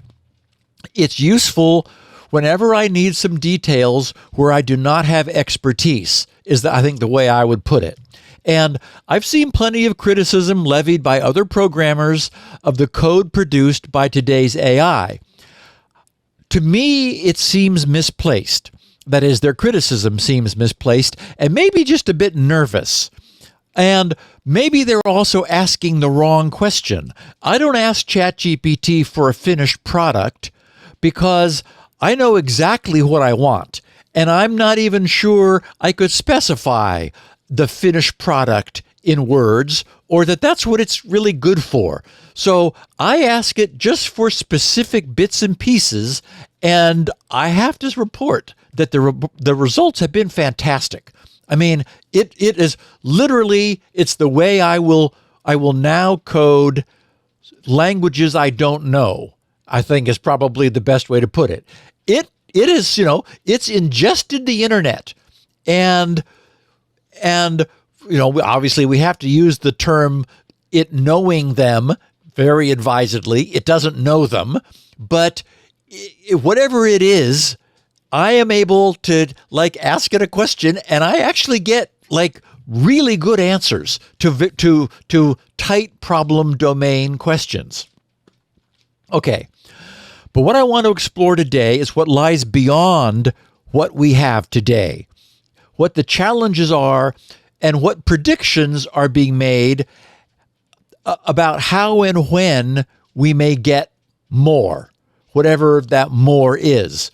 The there where we want to get is generically known as artificial general intelligence, which is abbreviated AGI. Okay, so let's start by looking at how Wikipedia defines this goal. Wikipedia says, artificial general intelligence is a type of artificial intelligence that matches or surpasses human cognitive capabilities across a wide range of cognitive tasks. This contrasts with narrow AI, which is limited to specific tasks.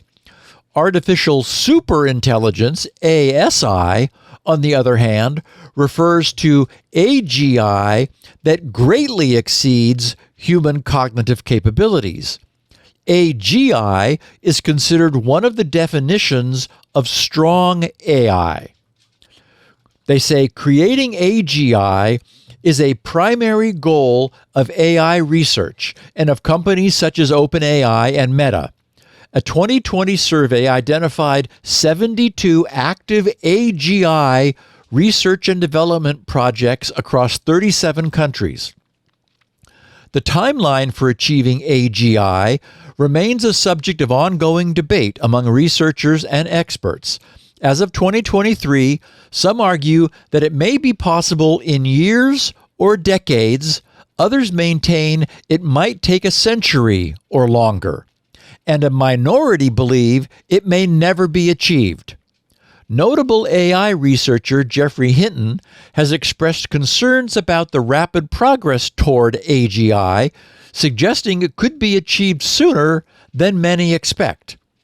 There's debate on the exact definition of AGI and regarding whether modern large language models, LLMs, such as GPT-4, are early forms of AGI. Contention exists over whether AGI represents an existential risk. Many experts on AI have stated that mitigating the risk of human extinction posed by AGI should be a global priority. Others find the development of AGI to be too remote to present such a risk. AGI is also known as strong AI, full AI, human-level AI, or general intelligent action. However, some academic sources reserve the term strong AI for computer programs that experience sentience or consciousness. In contrast, weak AI or narrow AI is able to solve one specific problem but lacks general cognitive abilities. Some academic sources use weak AI as the term to refer more broadly to any programs that neither experience consciousness nor have a mind in the same sense as humans. Related concepts include artificial superintelligence and transformative AI. An artificial superintelligence is a hypothetical type of AGI that is much more generally intelligent than humans, while the notion of transformative AI relates to AI having a large impact on society, thus transforming it. For example, similar to the agricultural or industrial revolutions. A framework for classifying AGI levels was proposed in 2023 with Google DeepMind researchers, or by Google DeepMind researchers. They define 5 levels of AGI: emerging, competent, expert, virtuoso, and superhuman. They define, for example, a competent AGI is defined as an AGI that outperforms 50% of skilled adults in a wide range of non-physical tasks.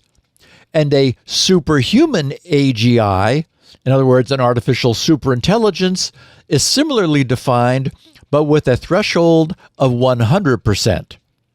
They consider large language models like ChatGPT or Llama 2 to be instances of the first level emerging AGI. Okay, so we're getting some useful language and terminology for talking about these things. The article that caught my eye last week as we were celebrating the 1,000th episode of this podcast was posted on Perplexity AI, titled Altman Predicts AGI by 2025. The Perplexity piece turned out not to have much meat, but it did offer the kernel of some interesting thoughts and some additional terminology and talking points, so I still want to share it. Perplexity wrote, OpenAI CEO Sam Altman has stirred the tech community with his prediction that artificial general intelligence, AGI, could be realized by 2025, a timeline that contrasts sharply with many experts who foresee AGI's arrival much later. Despite skepticism, Altman asserts that OpenAI is on track to achieve this ambitious goal, emphasizing ongoing achievements and substantial funding, while also suggesting that the initial societal impact of AGI might be minimal. In a Y Combinator interview, Altman expressed excitement about the potential developments in AGI for the coming year. However, he also made a surprising claim that the advent of AGI would have surprisingly little impact on society, at least initially. This statement has sparked debate among AI experts and enthusiasts given the potentially transformative nature of AGI. And Altman's optimistic timeline stands in stark contrast to many other experts in the field who typically project AGI development to occur much later, around 2050. Despite the skepticism, Altman maintains that OpenAI is actively pursuing this ambitious goal, even suggesting that it might be possible to achieve AGI with current hardware. This confidence, coupled with OpenAI's recent $6.6 billion funding round and its market valuation exceeding $157 billion, underscores the company's commitment to pushing the boundaries of AI technology. Achieving artificial general intelligence faces several significant technical challenges that extend beyond current AI capabilities. So here we have 4 bullet points that outline what AGI needs that there's no sign of today. First, common sense reasoning.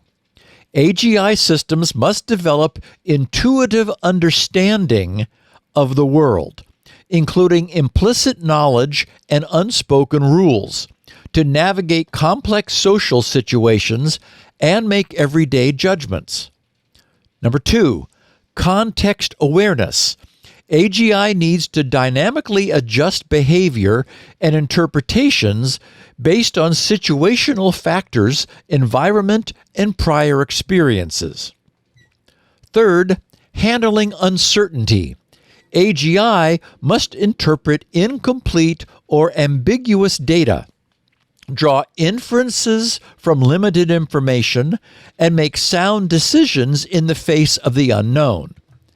And fourth, continual learning, developing AGI systems that can update their knowledge and capabilities over time without losing previously acquired skills remains a significant challenge. So one thing that occurs to me as I read those 4 points, reasoning, contextual awareness, uncertainty, and learning, is that none of the AIs I've ever interacted with has ever asked for any clarification about what I'm asking. That's not something that appears to be wired into the current generation of AI. I'm sure it could be simulated, if it would further raise the stock price of the company doing it. But it wouldn't really matter, right? Because it would be a faked question, like that very old ELIZA pseudotherapist program from the 70s. You would type into it, "I'm feeling sort of cranky today," and it would reply, "Why do you think you're feeling sort of cranky today?" It wasn't really asking a question. It was just programmed to seem like it was, understanding what we were typing in. The point I hope to make is that there's a hollowness to today's AI. It's truly an amazing search engine technology, but it doesn't seem to be much more than that to me. There's no presence or understanding behind its answers. The Perplexity article continues saying, overcoming these hurdles requires advancements in areas such as neural network architectures, reinforcement learning, and transfer learning. Additionally, AGI development demands substantial computational resources and interdisciplinary collaboration among experts in computer science, neuroscience, and cognitive psychology. While some AI leaders, like Sam Altman, predict AGI by 2025, many experts remain skeptical of such an accelerated timeline. A 2022 survey of 352 AI experts found that the median estimate for AGI development was around 2060, also known as Security Now episode 2860. 90% of the 352 experts surveyed expect to see AGI within 100 years. 90% expect it, so not to take longer than 100 years, but the median is by 2060, so, not next year, as Sam suggests. They wrote this more conservative outlet stems from several key challenges. First, the missing ingredient problem. Some researchers argue that current AI systems, while impressive, lack fundamental components necessary for general intelligence. Statistical learning alone may not be sufficient to achieve AGI. Again, the missing ingredient problem. I think that sounds exactly right. Also, training limitations. Creating virtual environments complex enough to train an AGI system to navigate the real world, including human deception, presents significant hurdles. And third, scaling challenges. Despite advancements in large language models, some reports suggest diminishing returns in improvement rates between generations. These factors contribute to a more cautious view among many AI researchers who believe AGI development will likely take decades rather than years to achieve.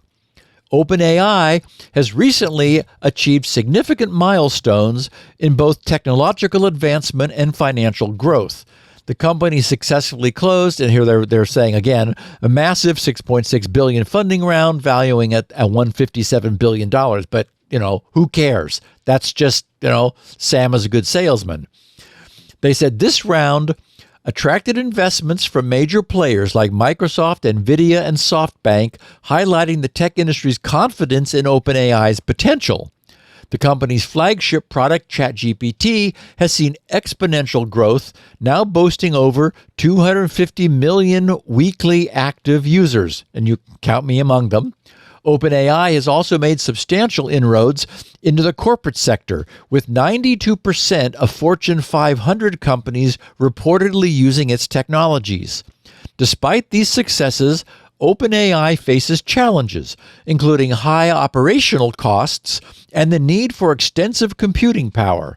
The company is projected to incur losses of about $5 billion this year, primarily due to the expenses associated with training and operating its large language models. So when I was thinking about this idea of, we're just going to throw all this money at it and it's going to solve the problem. And, oh, look, the solution is going to be next year. The analogy that hit me was curing cancer, because there sort of is an example of, oh, look, we had a breakthrough and this is going to, cure cancer. It's like, no, we don't really understand enough yet about human biology to say that we're going to do that. And, I know that the current administration has been, these cancer moonshots, and it's like, okay, have you actually talked to any biologists about this, or do you just think that you can pour money on it and it's going to do the job? So that's not always the case. So to me, this notion of the missing ingredient is the most salient of all of this, is like what we may have today has become very good at doing what it does, but it may not be extendable. It may never be what we need for AGI. But I think that what I've shared so far gives a bit of calibration about where we are and what the goals of AGI are. I found a piece also in Information Week where the author did a bunch of interviewing and quoting of people that I want to share just to finish this topic off. It was titled Artificial General Intelligence in 2025. Good luck with that. And it had the teaser, AI experts have said it would likely be 2050 before AGI hits the market. OpenAI CEO Sam Altman says 2025, but it's a very difficult problem to solve. So they wrote, a few years ago, AI experts were predicting that artificial general intelligence would become a reality by 2050. OpenAI has been pushing the art of the possible along with big tech, but despite Sam Altman's estimate of 2025, realizing AGI is unlikely soon. H.P. Newquist, author of The Brainmakers and executive director of the Relayer Group, a consulting firm that tracks the development of practical AI, said, "We can't presume that we're close to AGI because we really don't understand current AI, which is a far cry from the dreamed of AGI. We don't know how current AIs arrive at their conclusions, nor can current AIs even explain to us the processes by which that happens. That's a huge gap that needs to be closed before we can start creating an AI that can do what every human can do. And a hallmark of human thinking, which AGI will attempt to replicate, is being able to explain the rationale for coming up with a solution to a problem or an answer to a question. We're still trying to keep existing large language models from hallucinating," unquote. And I'll just interrupt to say that I think this is the crucial point. Earlier, I described ChatGPT as being a really amazingly powerful internet search engine. Partly that's because that's what I've been using it to replicate. For my own needs, as I said, it's been a miraculous replacement for a bunch of searching I would otherwise need to do myself. My point is, this entire current large language model approach may never be more than that. This could be a dead end. If so, it's a super useful dead end. But it might not be the road to AGI at all. It might never amount to being more than a super spiffy search engine.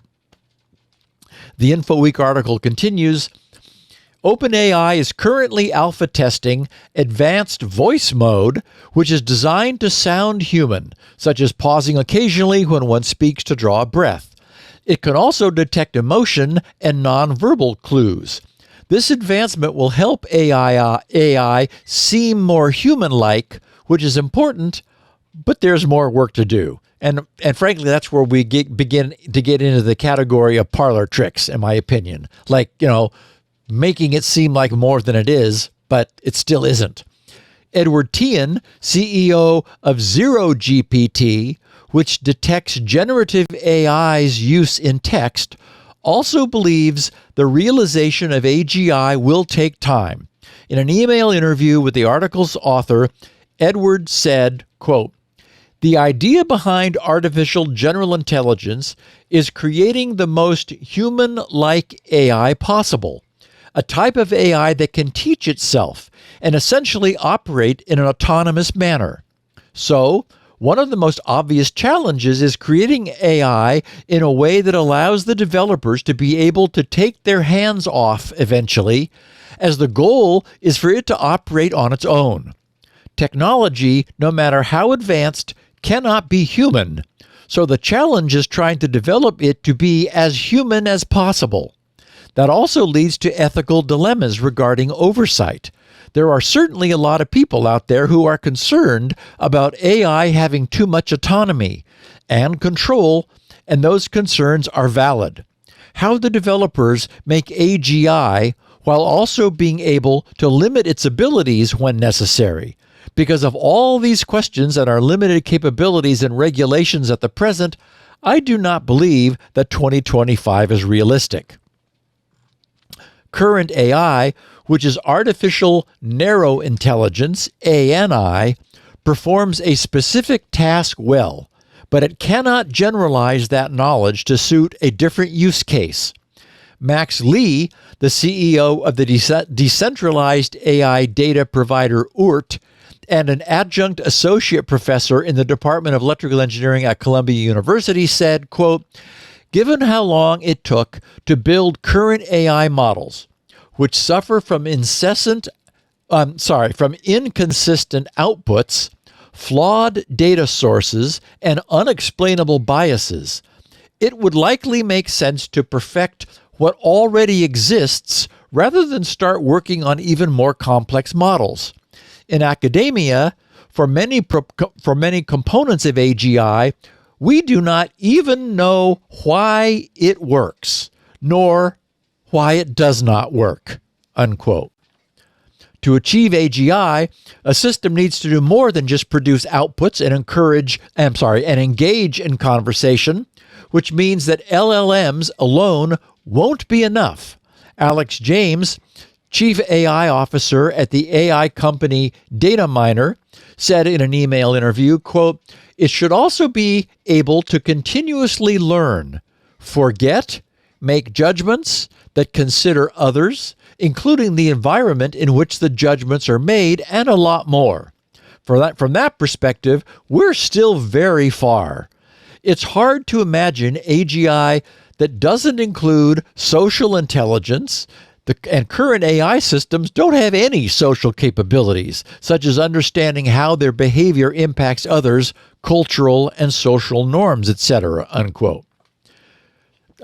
Sergey Kastovich, the deputy CTO at the gambling software company SoftSwiss, said, quote, "To get to AGI, we need advanced learning algorithms that can generalize and learn autonomously, integrated systems that combine various AI disciplines, massive computational power, diverse data, and a lot of interdisciplinary collaboration. For example, current AI models like those used in autonomous vehicles require enormous data sets and computational power just to handle driving in specific conditions, let alone achieve general intelligence," unquote. LLMs are based on complex transformer models. While they are incredibly powerful and even have some emergent intelligence, the transformer is pre-trained and does not learn in real time. For AGI, there will need to be some breakthroughs with AI models. They will need to be able to generalize about situations without having to be trained on a particular scenario.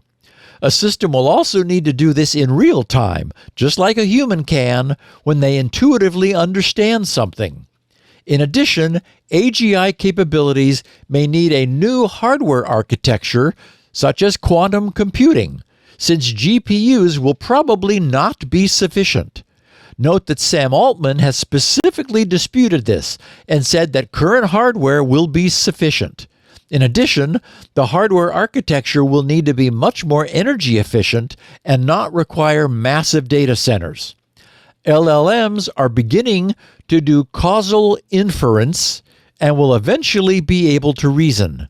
They'll also have better problem-solving and cognitive capabilities based on the ability to ingest data from multiple sources. So, okay. What's interesting is the degree of agreement that we see among separate experts. You know, they're probably all reading the same material, so there's some degree of convergence in their thinking. But, you know, Altman is an outlier. And it seems to me as though these people know what they're talking about from the things they've said. Perhaps, you know, maybe Sam has already seen things in the lab at OpenAI that no one else in the outside world has seen, because that's what it would take for Sam to not be guilty of overhyping and over-promoting his company's near-term future. Now, I put a picture in the show notes. You had it on the screen there a second ago, Leo. That is not a mock-up. That is not a simulation. This is an actual image of a tiny piece of cerebral tissue. Those are neurons and axons and dendrites.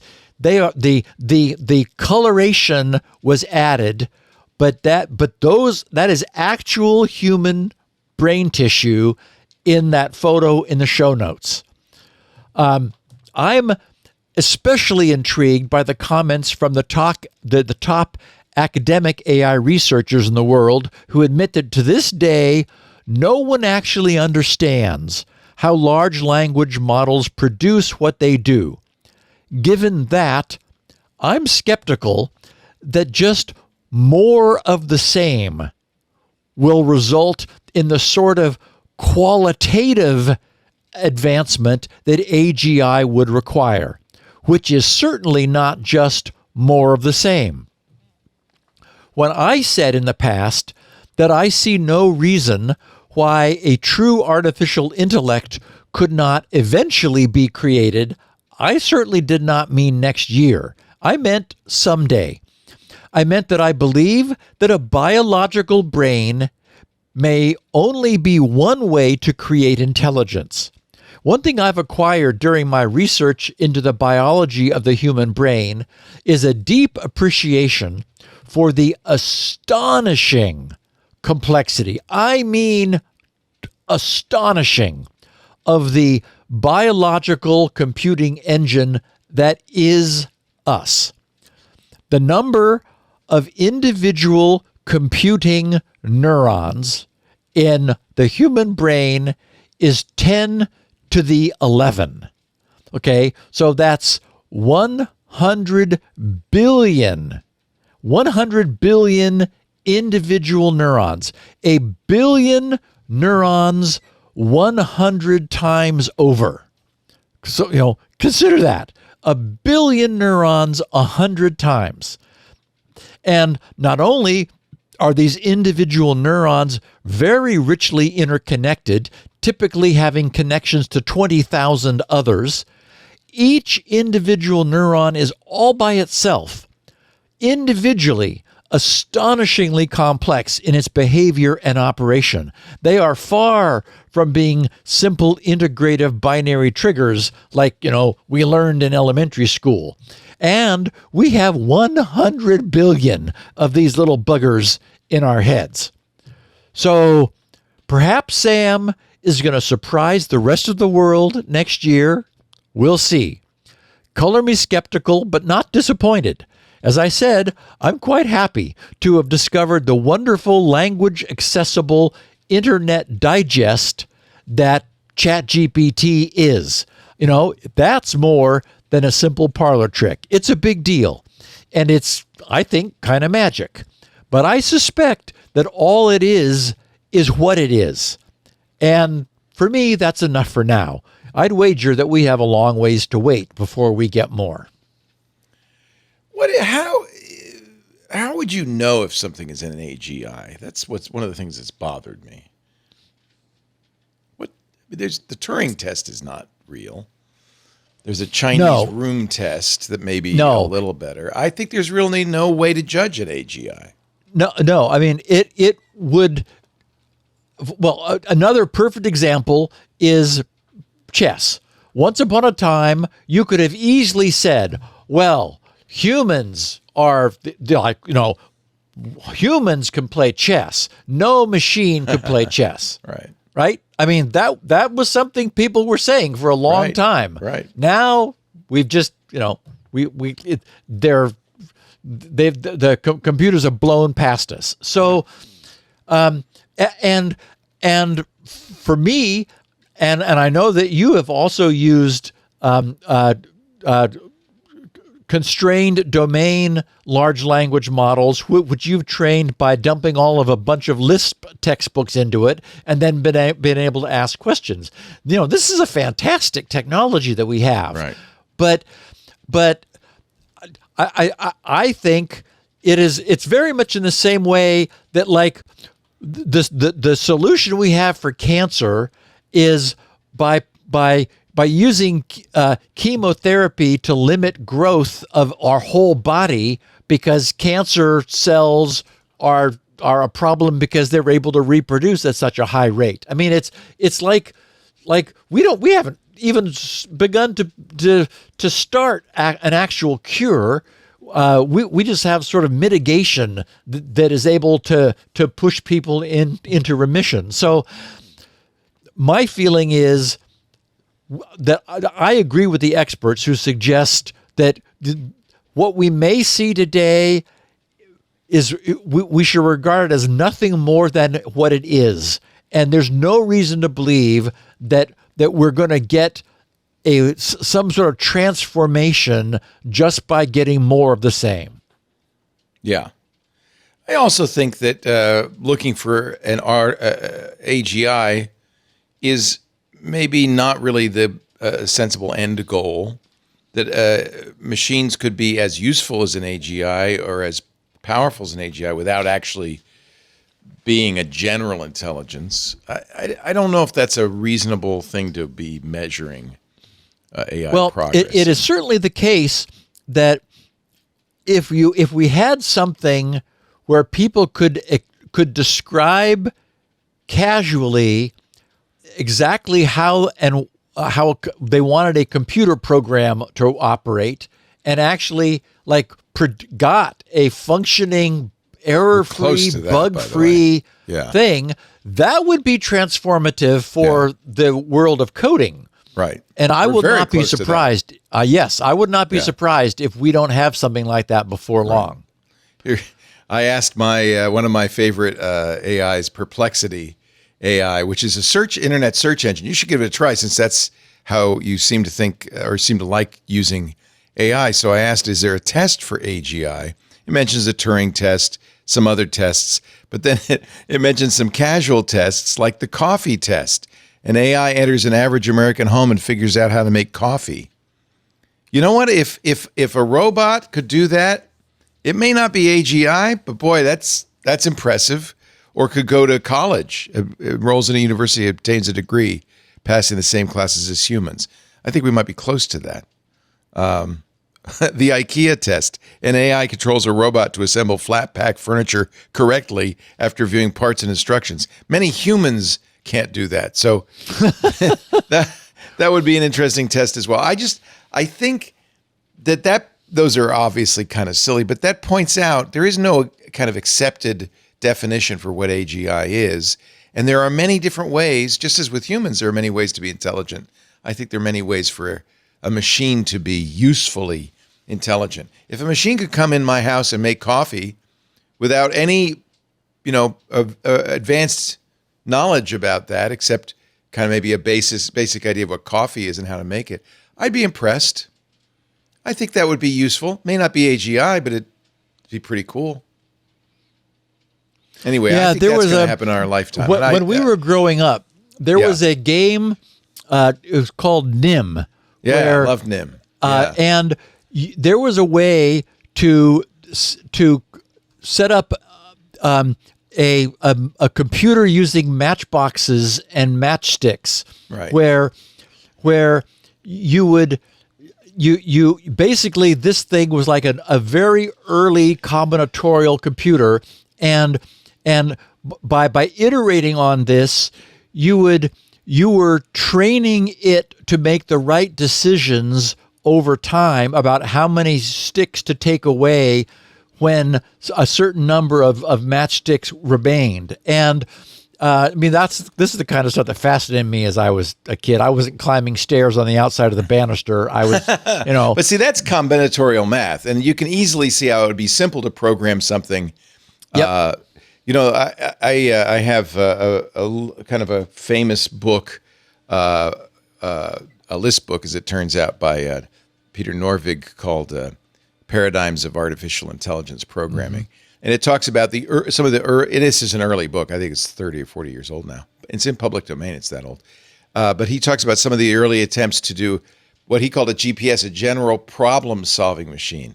And it's basically that. It's a combinatorial thing. We'll try this and then this and then this. And if that doesn't work, backtrack, then try this and this. And you could see how you could solve chess that way if given a fast enough machine. Or even Go, which is a lot more difficult to play than chess. Or protein folding, a lot of things. Those are useful tools, maybe not intelligent, but we don't even know what human intelligence is. So I don't know how we. Yeah, and I think you're right.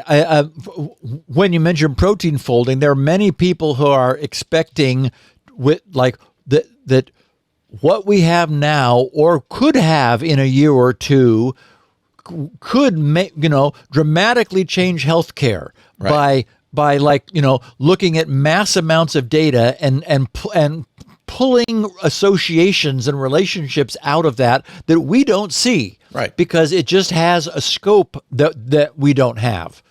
And that's really more a question. Applicable.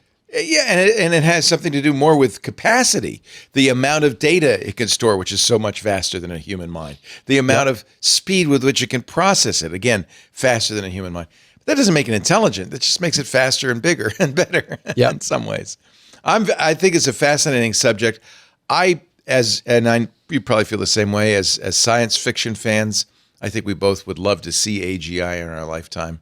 Just be fun to talk to an alien intelligence that we created. It would certainly be the case that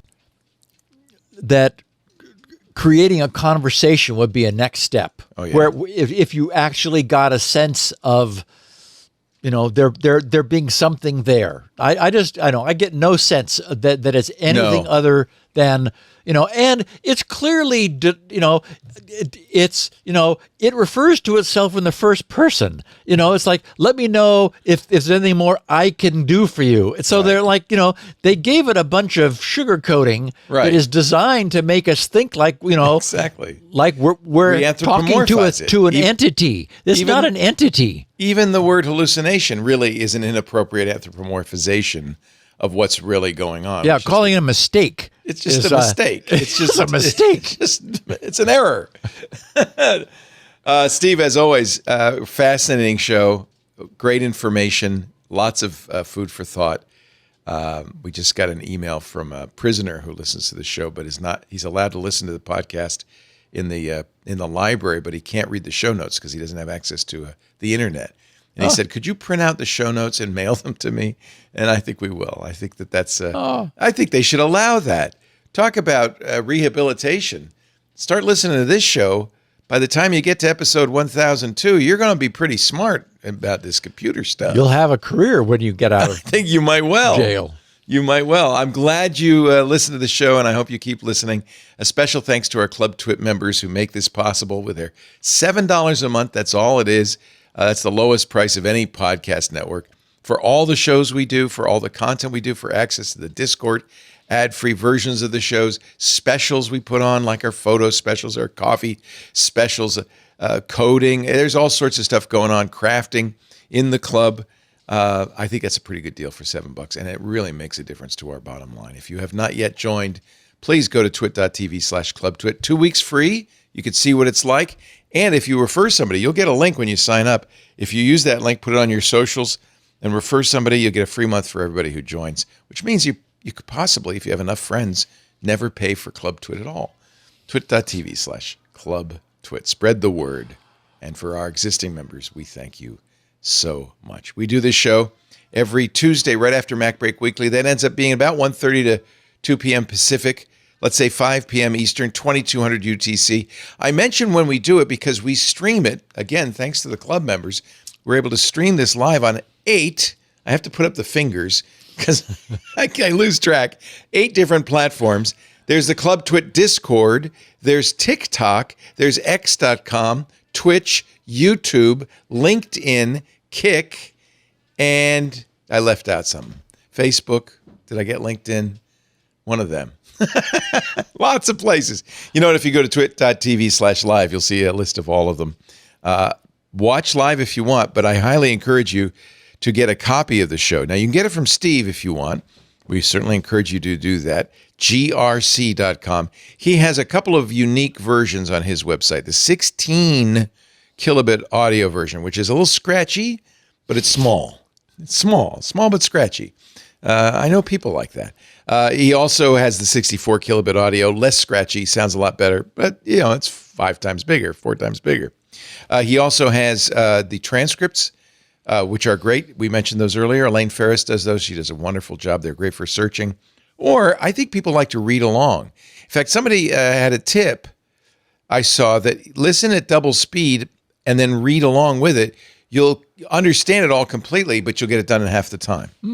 Isn't that a clever idea? Try it. Get the It's like having subtitles. Yeah, it's Yeah, exactly. It's subtitles for the show. And really good ones, right? Not computer generated. grc.com. While you're there, take a look at SpinRite.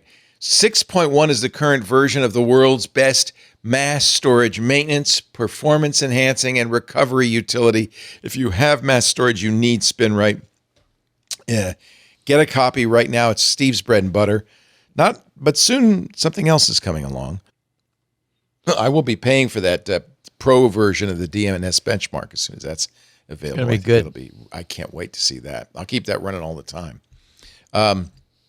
Lots of other stuff there for free, including Shields Up, grc.com. And if somebody was saying, he sent me an email, said, if Steve would just publish his email, I would send it to him.